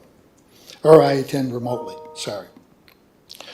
So the MGA, basically in the MGA, you have to have that minimum wording. So that minimum wording cannot be changed, but you can also expand upon it if you want to build upon it. So in response to that, I figured it was important to kind of look and see, okay, what's happening in other areas. So Summerside, Stratford, and Three Rivers and Cornwall, they basically all have the same wording. So everyone in the island, same wording. When I did a Google search of other jurisdictions, I found quite a variety of examples. Mount Pearl, Newfoundland says that remote attendance is possible when it is either impossible or impractical. That's the wording that they use. And they say a council may attend not more than 50% of meetings remotely. St. John's has very explicit language. They say all members of councils are expected to attend meetings in person, but may attend remotely if there are extenuating circumstances, and then it lists some of the examples. But they also must provide advance notice and reason. London, Ontario uses the wording, it is the expectation for members of council or committee to attend meetings in person. And then it went on to say you must notify the city clerk and the chair of the committee and include reasons. Colchester County, and just over across and outside of Truro, provided written notice is given at least 2 days in advance. and they put a maximum of 2 meetings per year that you can attend remotely. Port Moody in BC says council members should be making every effort to attend council meetings in person. They're allowed to attend virtually 6 times a year. Calgary, they can participate virtually on occasion or in an appropriate and secure location. And the policy also states that councillors must use best efforts to participate in meetings in person and only happen in exceptional circumstances. So there's kind of a wide gamut of approaches and whatnot. But I guess what I wanted to propose here tonight is, do we want to add any additional wording to what is in there? You have to keep what's in the MGA, but is there any wording that should be in there, or is there any desire to add any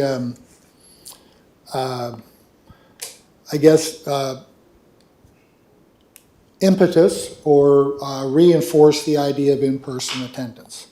And so that's kind of what I'm asking here tonight.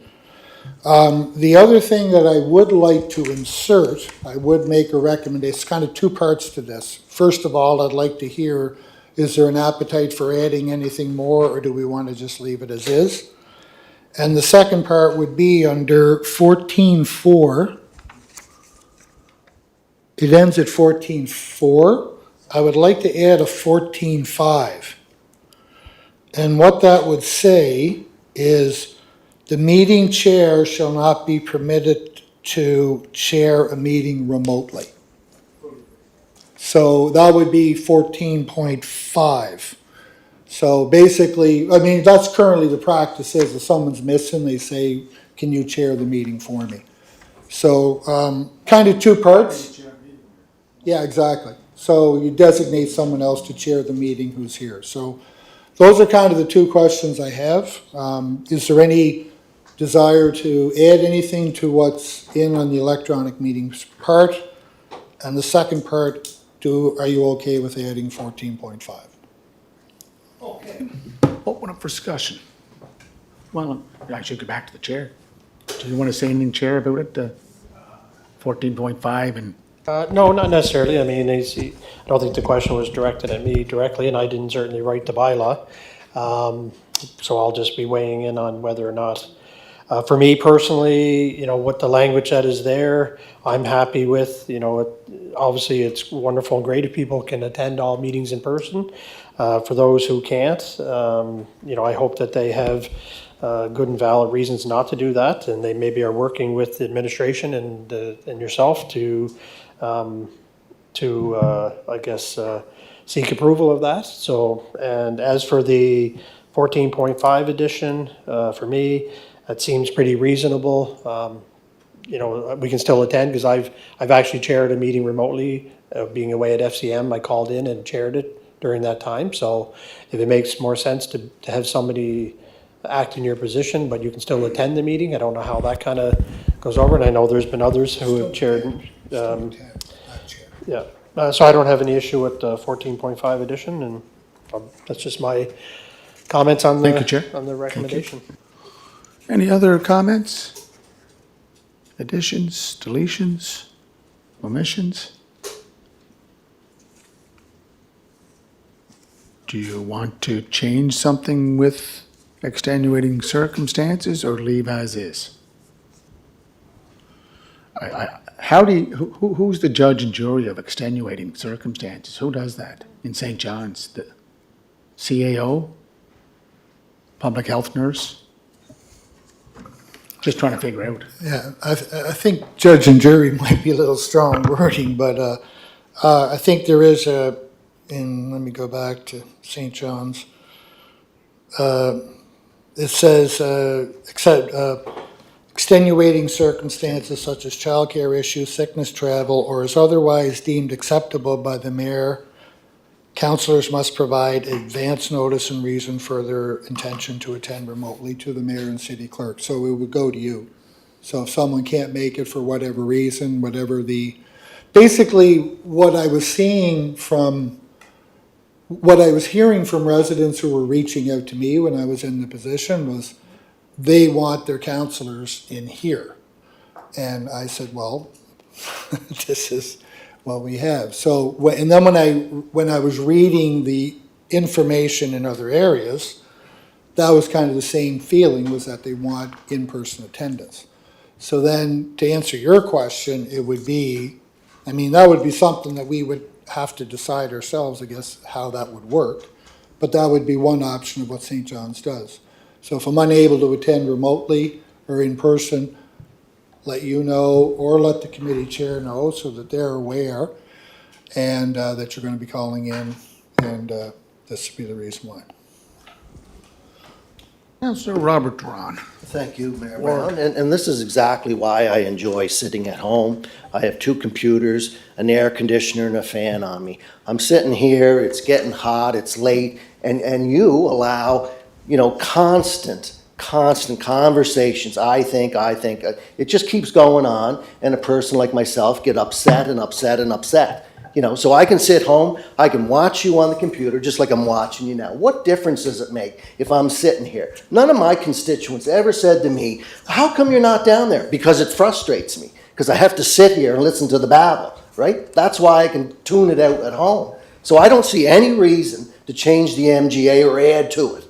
We have rules here. You're supposed to talk twice and limits on your times. First time 5 minutes, second time's 3 minutes. And it's constantly, you just allow this foolishness to go on and on. So, that's why I enjoy getting on remotely. I come down to chair the meetings when I do, but my other meetings, I like to watch them. Yeah. So I certainly wouldn't be adding any,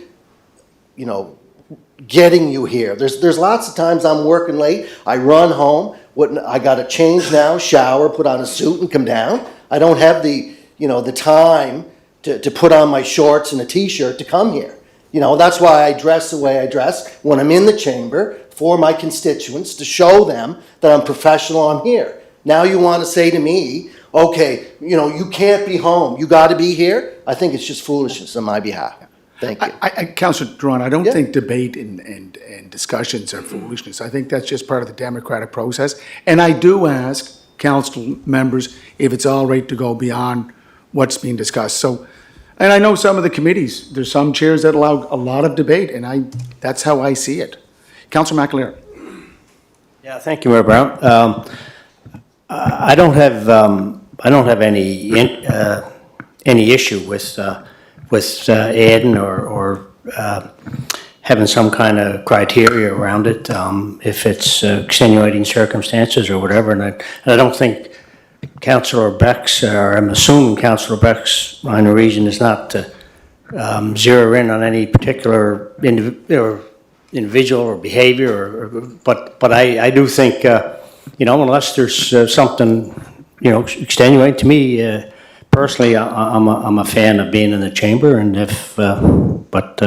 anyway, I'd certainly be open to expanding on that if the wish of council is the same.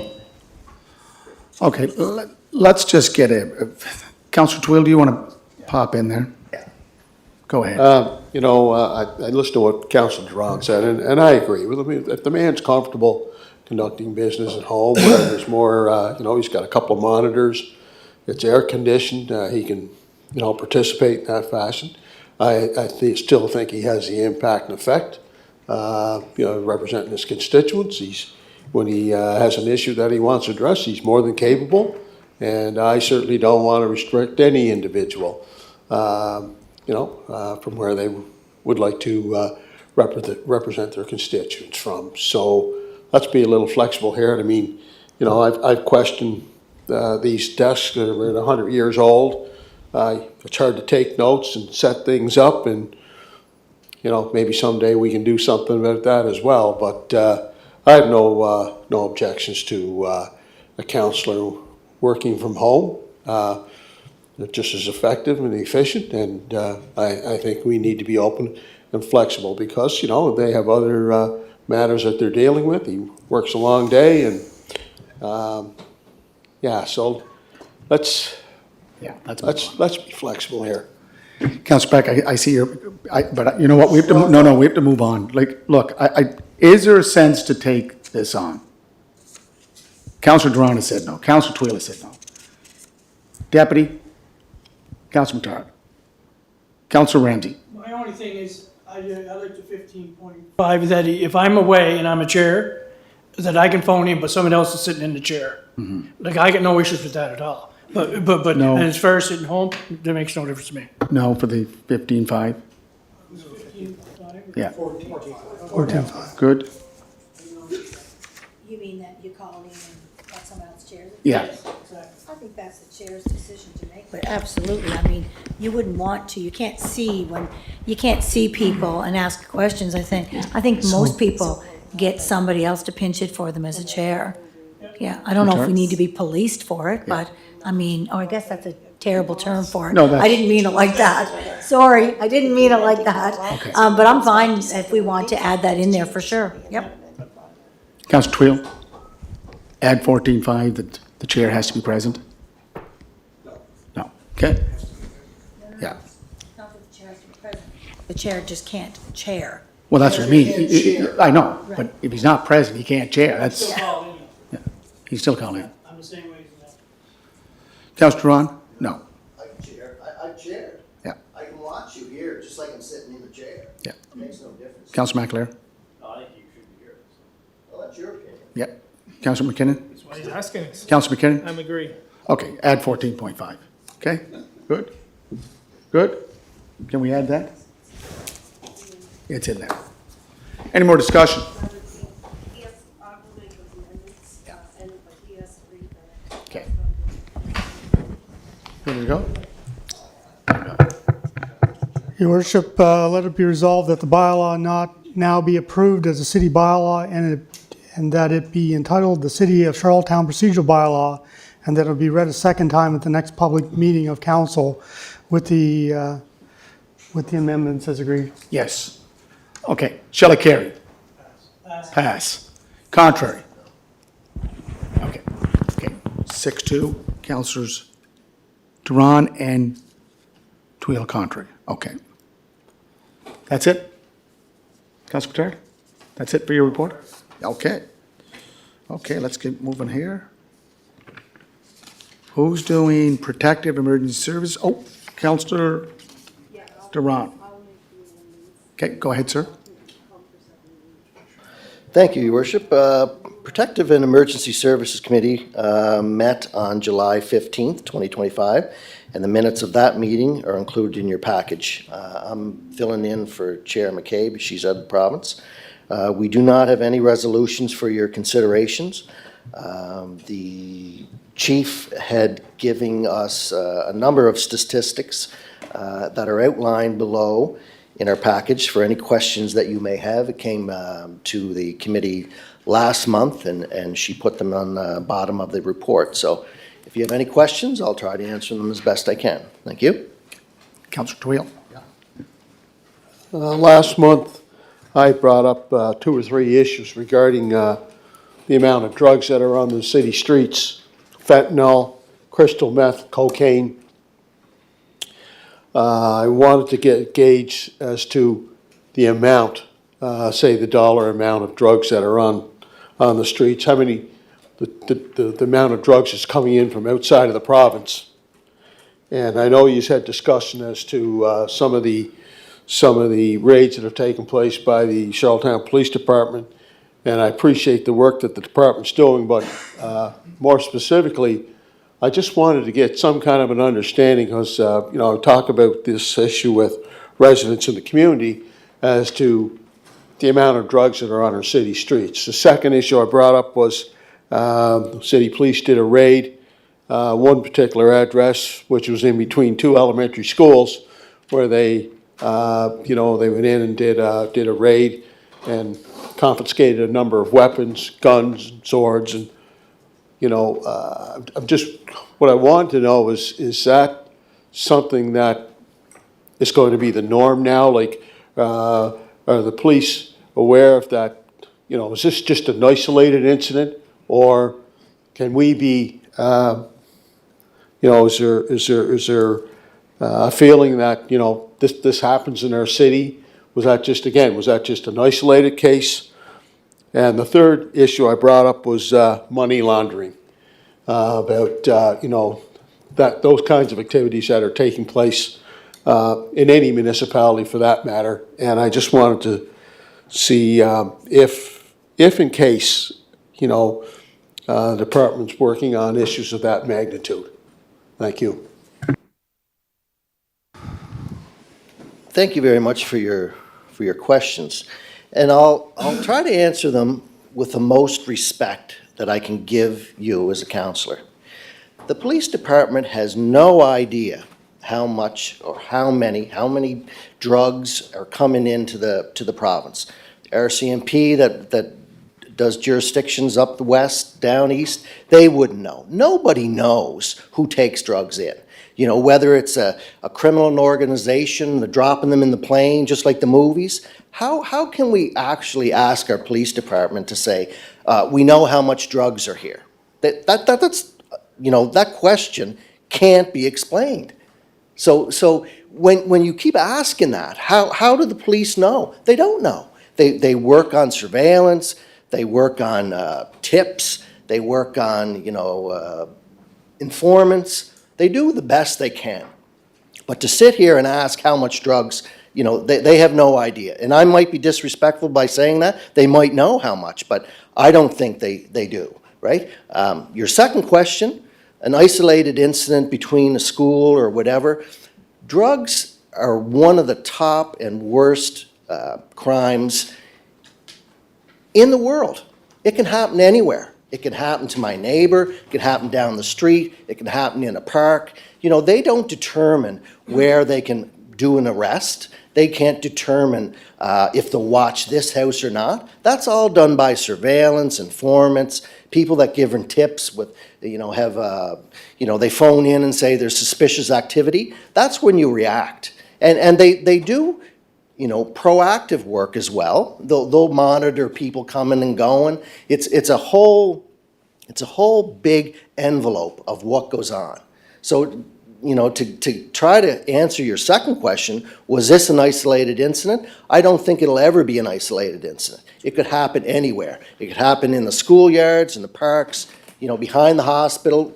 No area is going to be free from drug activity. And I'll tell you that, I have knowledge, limited amount of knowledge, but I do have knowledge that it can be done anywhere, you know. So that's your second question. Weapons? What, could you? Guns, rifles. And That was the second question. okay, so what are on the street, or? Yeah, Is that? do we have an idea of do we have an idea of how much guns and weapons are on the street? I mean, they did one raid on Bayfield Street, right? And it was in between two city schools, and what they seized was a lot of weapons and a lot of you know, firearms, and that scared me.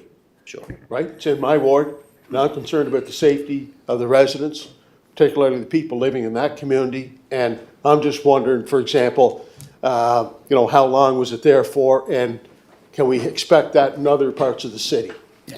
Your Worship, That was the second question. Yeah, just one second. Councillor Durant, I think you did answer it, but you didn't just address, I got the answer. Chief, can you just finish up with the money laundering, and then can we ask the CAO after? But can you finish up with the money laundering? Did you no. Do you want to finish up on that last point? Well, it's similar to drugs. Yeah. You know, they don't know who has guns. You know, any house could have guns. Somebody could take them in from wherever. Like, they don't have an idea, okay, this house has guns. If they did know that, if they did through surveillance, informants, tips, they would arrest them. You know, there's search warrants. There's a Canadian Charter of Rights. They can't just go up and, well, we think someone has something. There's got to be evidence there for them to react. So this in your ward, it could be in my ward, could be in anybody's ward, anywhere in the province. When they have information to tell them that there could be drugs, guns, or whatever, they'll formulate a plan to see if they can rectify that. Yeah. Other than that, they don't have any idea. They wouldn't have any idea if there's some on Cedar Avenue or some on Queen Street. until they have their surveillance, tips, information, and they have to do a background file on that. They can't just, because Peter said, so it's a very complex stages of events that they have to do to enact an arrest. So, to try to sum it up, these things can happen anywhere. And the police try to do their best job that they can to keep us all safe. So I hopefully I answered your two questions, but I'll let the CAO go and money laundering because I have no idea. Okay. Is that all right, sir? Good? Councillor Drawn? Or you can refer to the deputies there too. CAO? Yeah, I just wanted to let the council know that both offenses involving weapons and those that are committed in the areas of schools are aggravating factors when it comes to sentencing if these individuals are found guilty. So the fact that they are in possession of weapons that are dangerous to the public, like firearms, or they're located near schools, are certainly things that the courts take into consideration for sentencing. So. Deputy, do you want to add to that? Good. Councillor Tweed, second question. One of the reasons why I asked the question about how much drugs is coming into the city down the province, there was people that were sentenced, as far away from British Columbia, bringing fentanyl and hardcore drugs into our city, came here deliberately, and if I can paraphrase what the judge said, the motive was to make money. Young people coming here, traveling from one end of this country to the next, bringing in drugs. That I have a very, very deep concern about that. So that's why I asked the question, because if that amount of drugs, and that was a substantial amount of drugs coming in from British Columbia, okay, not even Nova Scotia, New Brunswick, or Quebec, but from British Columbia, the sole purpose to sell drugs for monetary purposes. I mean, that's why I asked the questions. Do we have an idea of how much drugs are on our city streets? I think it's a valid, responsible question because people in the community are asking these questions. Issues are ending up down in the courts. Judges are making decisions, sending them away for several years, but it keeps reoccurring. So that's why I'm motivated to ask these questions. And I think it's being responsible. Yep, thank you. Okay, good to go? Oh. You want to, yeah, okay, go ahead. Well, I just want to tell you again, like it's a very hard job to do because you can't just pull cars over from BC or Quebec or Ontario or Manganese Islands or anything like that. You can't just pull them over with suspicion. It's so hard to know what's coming in. Like I said, I'll go back to, informants and surveillance and certain keys that people are acting different. That would alert the police to do that. But to sit here and say that, how much drugs are on our city streets? Well, if they knew that, then they would be making arrests. So, I don't know what to put into perspective of how much. There's probably a lot around, but I have no idea. And I'm sure the police, if they have an idea, they'll be trying to come forward to do an arrest. So I can't give you the magic answer, and I don't know if the deputy or CAO can, because it's something that is near impossible to know. And that's the best explanation I can give you. Thank you. If anybody else wants to jump in, feel Councillor free. Drawn, thank you. Thank you for your passion. I understand where you're coming from. Okay. Parks, Recreation, and Leisure Activities. Councillor Kevin Ramsey, Ward 5. Thank you, Your Worship. Parks and Recreation did not meet this month, but we're hoping to meet by the end of the month. And we have no resolutions, but I have a few highlights. Victoria Park Tennis Court and resurfacing is all done. It's taken 7 more days once we painted it, and they're going to be open on Monday, August 18th for the public. So we apologize for the delay, but the warm weather, and there's still some landscaping to be done around that area, but we can't do anything at the moment because of this hot weather, and you're not going to be able to get through with a whole lot of landscaping because nothing's going to grow. you all know, Victoria Park is closed from August 11th to the 17th. That's because a lot of our lifeguards are with the Canada Games, and they're all in Newfoundland. So we had 2 or 3 or 4, but that's not enough. So the wading pool is still open at Victoria Park, and Simmons is open, full service, and there's no charge at Simmons during this time. So anybody can go, and little PSA notice there. And I personally would like to thank all our Parks and Recreation staff for all the work they're doing for our parks and pools and rinks now that the ice is going back into Simmons and things along that line. They're doing a fantastic job, so thank you very much. Any questions, we'll certainly try and answer them. Councillor Ramsey, you're doing a fantastic job too. Councillor Twill. I shared this with the councillor for the ward.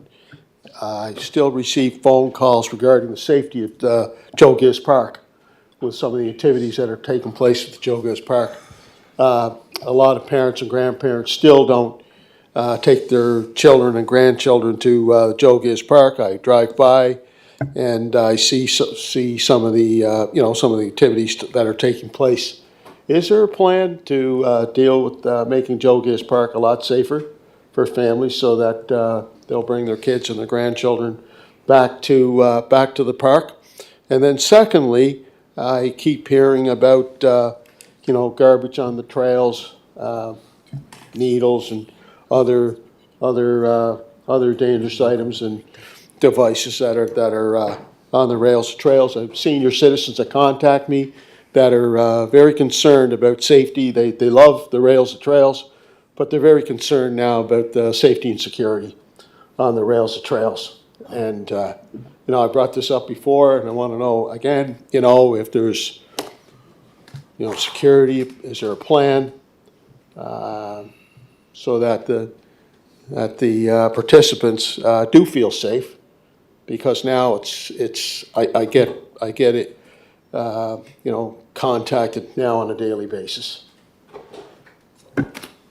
Councillor Ramsey.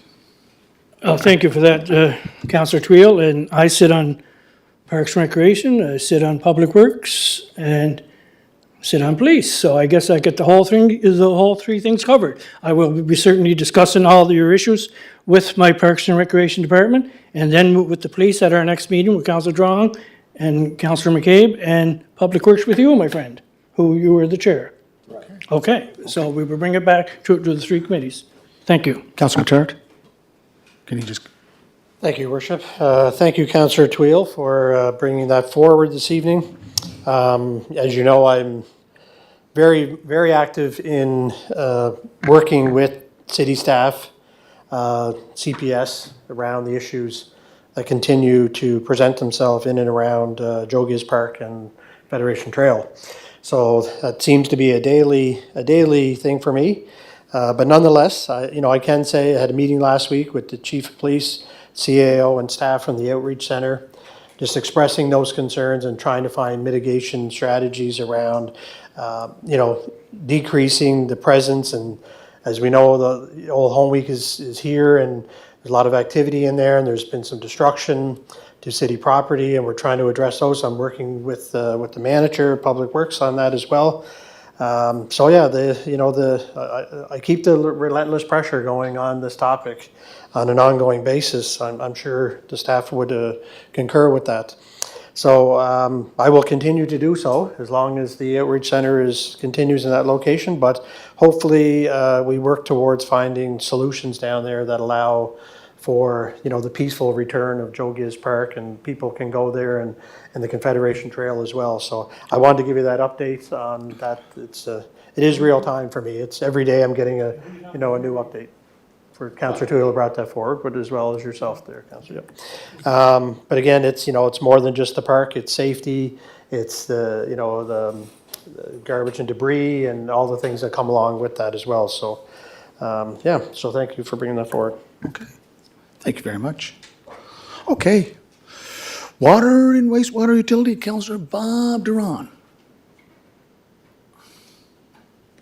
Thank you, Mayor Brown. The Water and Sewer Utility Committee met on July 28th, and the minutes are included in your package.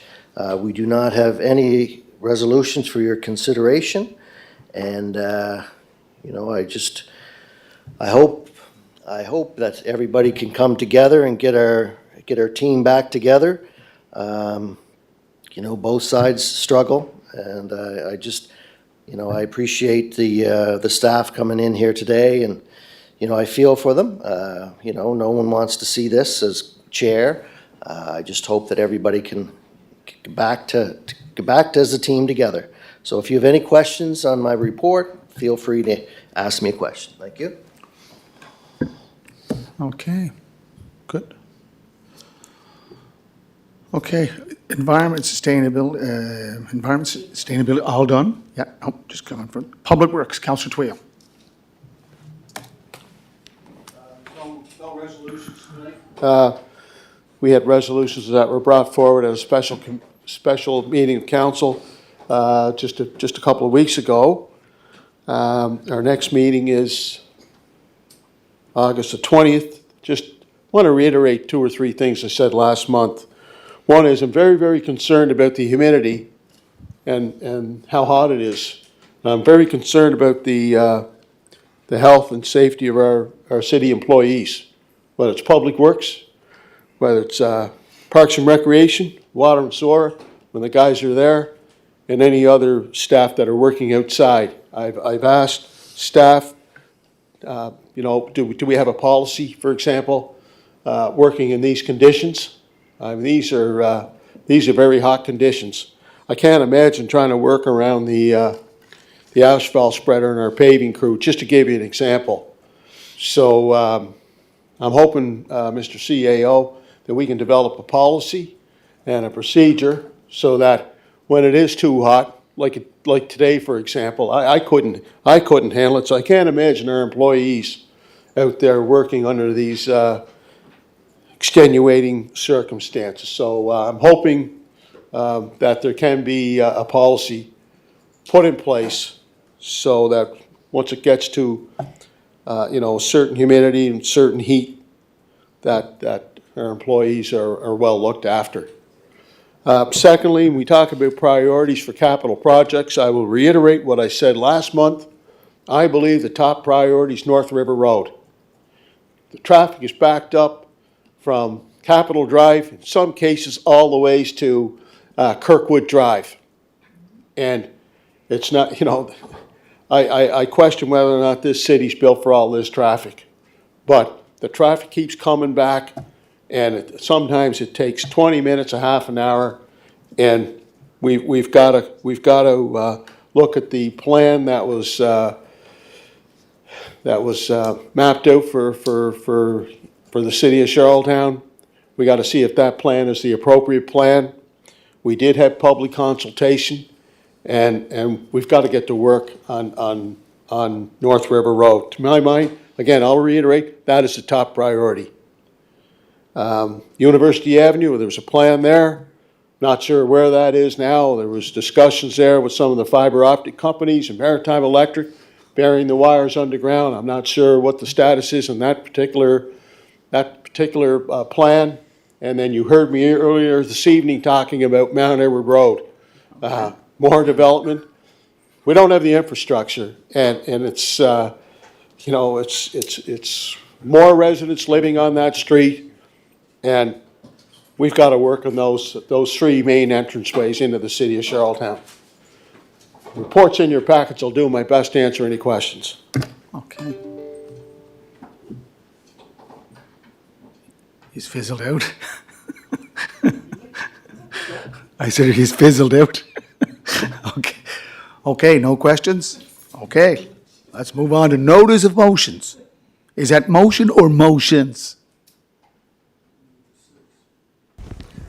Your Worship, we have 3 notice of motions as per section 41.2 of the procedural bylaw. A written copy of each notice of motion along with the background rationale that supports said motion is provided to the CEO, who will forward it to the appropriate committee of council for consideration. First notice of motion is Councillor Mitchell Tweel that the City of Charlottetown officially recognize the achievements and accomplishments of Billy McGuigan, head coach of the Summerside Western Capitals. The second notice of motion is also by Councillor Mitchell Tweel, that the City Council extend an invitation to the authors / consultants of the 2017 and 2020 multi-use facility reports to deliver a formal presentation at a special meeting of council. That this presentation would provide valuable insight and expert guidance on the available options, supporting council in conducting a thorough and informed assessment of such a significant future investment, ultimately aiding council in determining the most viable path forward for development of a multi-use facility that meets the evolving needs of the committee. And the third notice of motion, also by Councillor Mitchell Tweel, is that the City of Charlottetown create a task force on the proliferation of stolen bicycles, and that the task force be mandated to develop a comprehensive strategy to track and report on bicycle thefts in the city since 2020.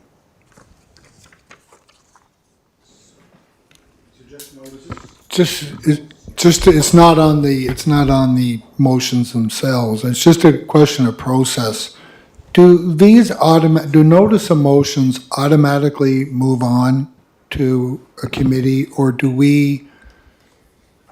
Because I thought maybe in the notices of motion that they had to be voted on, or is that under the new procedural bylaw? Did I read that somewhere? Procedural. So it just automatically, once the notice of motion is made, I'm just trying to clarify and understand the process. So once the notice of motion is made, it's Then it's up to administration to to define defer where it to the goes. appropriate committee? Like, I think the first one, head coach of the Summerside Western Capitals, it would be Parks Recreation, would it not? So that's up to you guys. That'll be up to the CAO, Okay. and that'll go to those committees. So just so so that's just what I wanted to clarify. They all will get determined or passed on to a particular committee by professional staff. Okay. CAO? Your Worship, Councillor Beck,